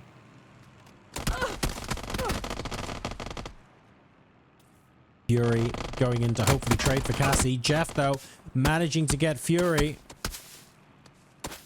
And as a result, Cassie now struggling just a little bit. Who built the Ark? Coming in with the third party. Hack shots downs Jeff just as he gets Cassie as well. And the battle on the ground is almost as fierce as the battle in the air right now. Oh, 2 HP for Who Built the Ark. Some really nice shots coming out of that absolutely delightful glider flyby. And they're very much staying on the ground. Clearly using the one of the strategies we were talking about earlier, where I'm glad this is a glider game mode. We're not going to play it. But it does mean you get things like hardcover that doesn't get destroyed or need refueling. Like, it just is sensible. And they're very close to center circle as well, so they clearly want to cement the PUBG Reddit season victory. And honestly, if the game keeps going this way, I can't see anyone stopping Who Built the Ark. If they out-survive their competition, even if they finish, I don't know, second, third, they might still win the leaderboard overall. So that's clearly the strategy at play here. And if you win the season, of course, you get additional G-Coin prizes.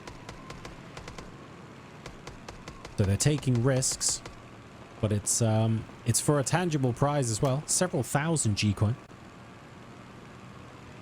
Not just the 500s we're giving away in the Discord channel.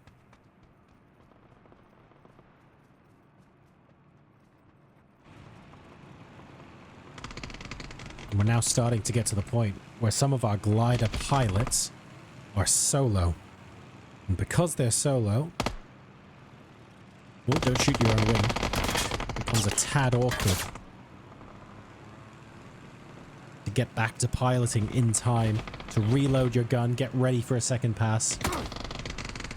Just gets trickier and trickier. Half of Chick's army are in the air. The other half are on the ground by the looks of things. The Blue Zone Zoros not having enough time to get up in the air themselves.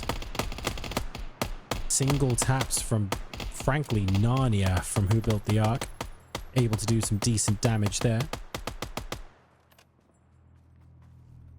I think we now realize that the Blue Zone is not to be messed with here, as Loview discovers. The teams on the ground, I think, are going to be at a little bit of an advantage here. Please don't shoot us, continuing to hold the most beneficial compound. All four still alive, by the way. It doesn't even matter that they haven't got the kill counts.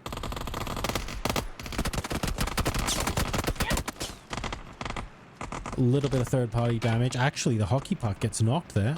Should be able to get revived. There we go.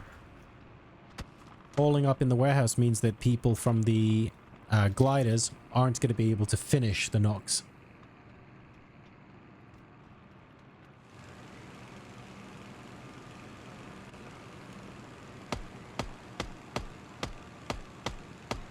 Yeah, I have questions about standing in the open like that. A closer pass would make that very undesirable indeed. Circle's going to completely shut in 4.5 minutes. Really starting to get constricted in terms of space now. The giggling grenades. All four players still alive. Sci-Fi Copy, Remina, Gem, and one happy little pie. You know what I'd like to see? I'd like to see some underarm frag grenades being dropped from gliders. I feel like that's what's been missing in this game mode so far.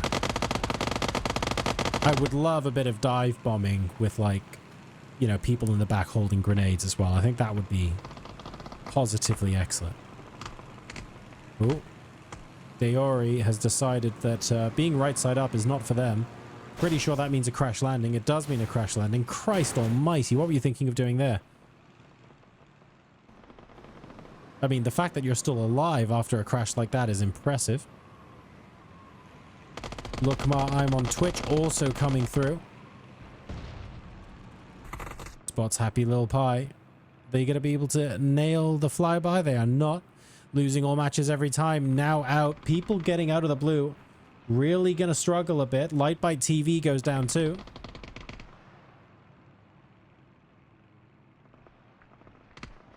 Who Built the Ark & Co.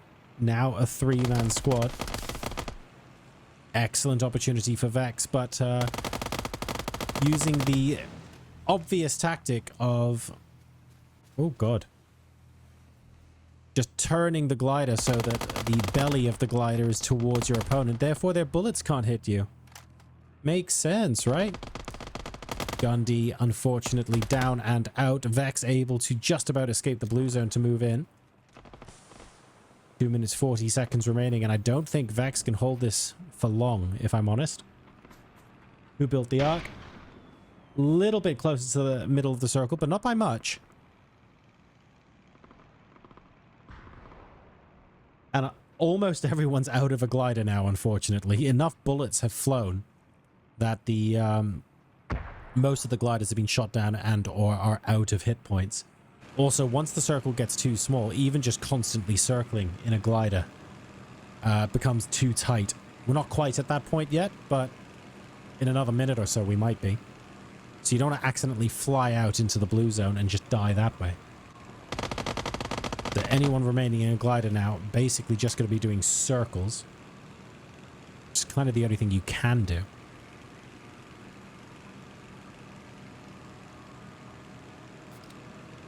One minute, 45 seconds. Who built the Ark? Back in a glider, actually, and taking off.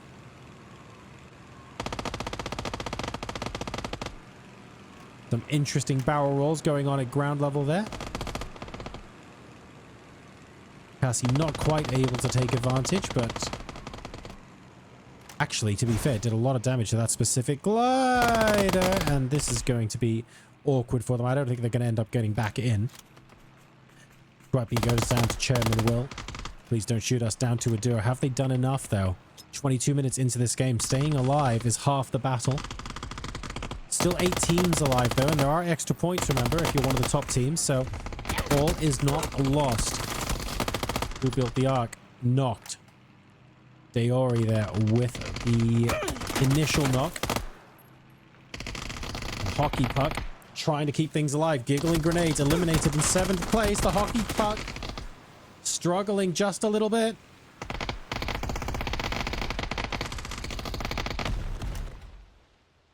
That's Delzo out in front.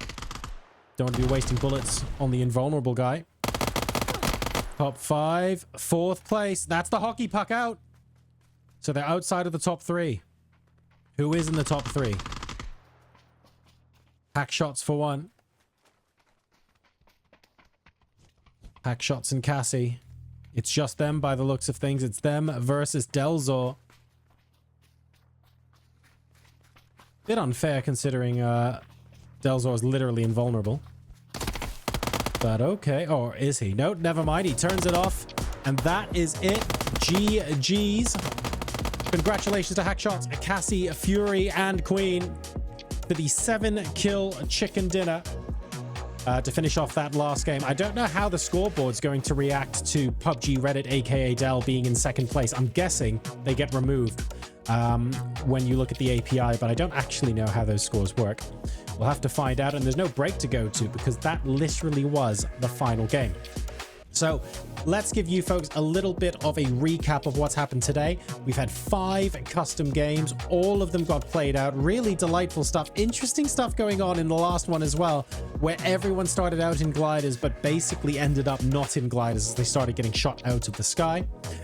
If you want to play tonight, unfortunately, all of the games have now been played, but there are opportunities for you to play in the near future. In 2 weeks' time, on Saturday, the 3rd of August, I will be hosting community custom games on my Twitch channel.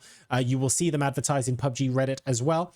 PUBG Reddit then have the start of their next season of custom games on Saturday, the 31st of August. And then my next custom games will be Saturday, the 7th of September. So just 1 week after that. So your next 3 dates for custom games are already known. Get your calendars up now wherever you are and make sure you put those dates in. So that is Saturday, the 3rd of August. Saturday the 31st of August, and Saturday the 7th of September. At all of those custom games, you will have the opportunity to win G-Coin as prizes. There will be all sorts of game modes on different maps, on 1st person and 3rd person. It'll be loads and loads of fun. Make sure you join those coming up. So that was all 5 of our custom games this evening. Can we get the graphic up of the list of game modes by any chance? And we'll just run people through what you have experienced and maybe get you guys to vote on which game modes you think you actually enjoyed the most today so far. So we started out with game number 1. And then after game... Oh, bear with. And then... oh, we've got the poll live now. Okay, excellent. Vote in the chat now which game mode you enjoyed the most. Game number 1 was Praise the Lord. And that, of course, was our Flare Gun Madness game, where absolutely everyone had level 3 helmets, level 3 vests, and all of the crate weapons you could possibly imagine. Game number 2 was Hacienda Takeover, that weird game where nobody defended Hacienda until well into phase 5. But it was really interesting to see how well that turned out. Game number 3 was the Green Mill, where we ended in Dino Land and only used the Tommy gun. That was really good fun and very, very interesting to see the strategies of waiting for people at the very end of the game to come in and third party for the victory.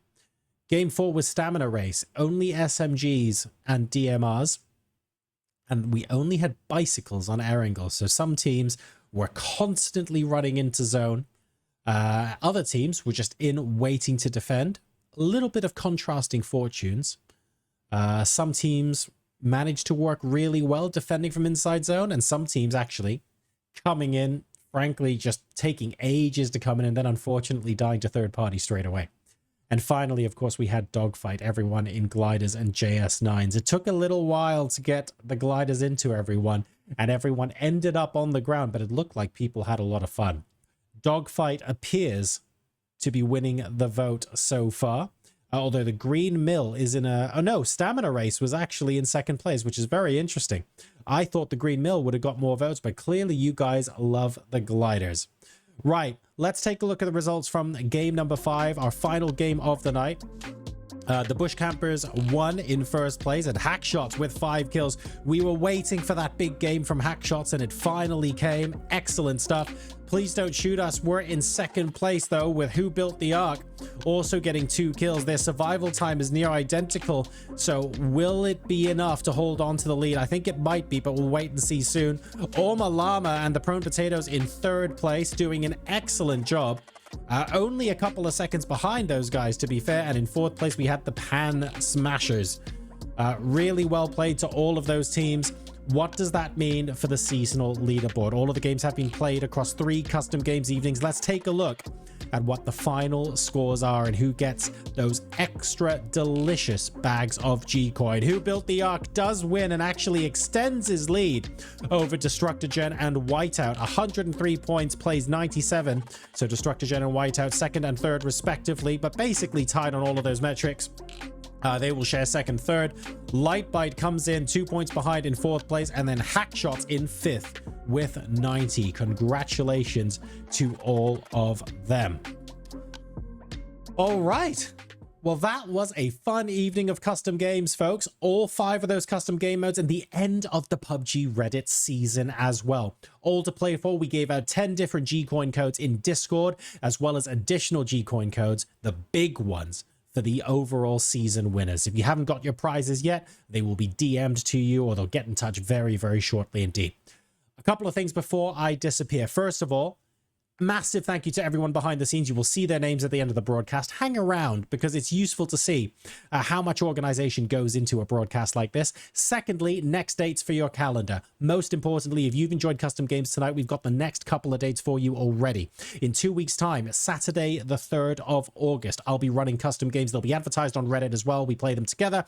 They'll be hosted on my channel. I do them on the first Saturday of every month, but then you've got the new season of Reddit custom games that start on Saturday, the 31st of August. And finally, 1 week after that, on Saturday, the 7th of September, I run my first Saturday custom games one more time.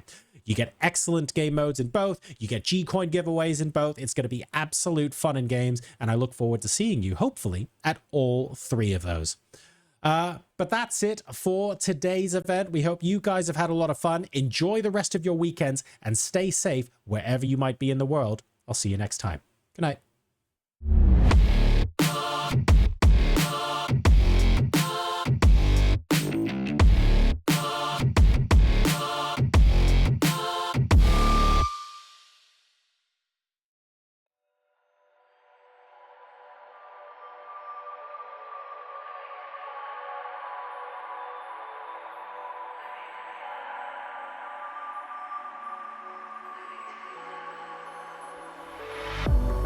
If I were to the sea, baby, I never say, for I will fall into the light. Every time I try to breathe, the moon will rise and carry me, for I've loved and I have died. So I won't hold back, and you should know that was never good. Just have regrets. So I won't go back. Oh, look, I need to forget the time I lost with no regrets. And the moonshine back again. And the moonshine back again. When I drove down to Abyss.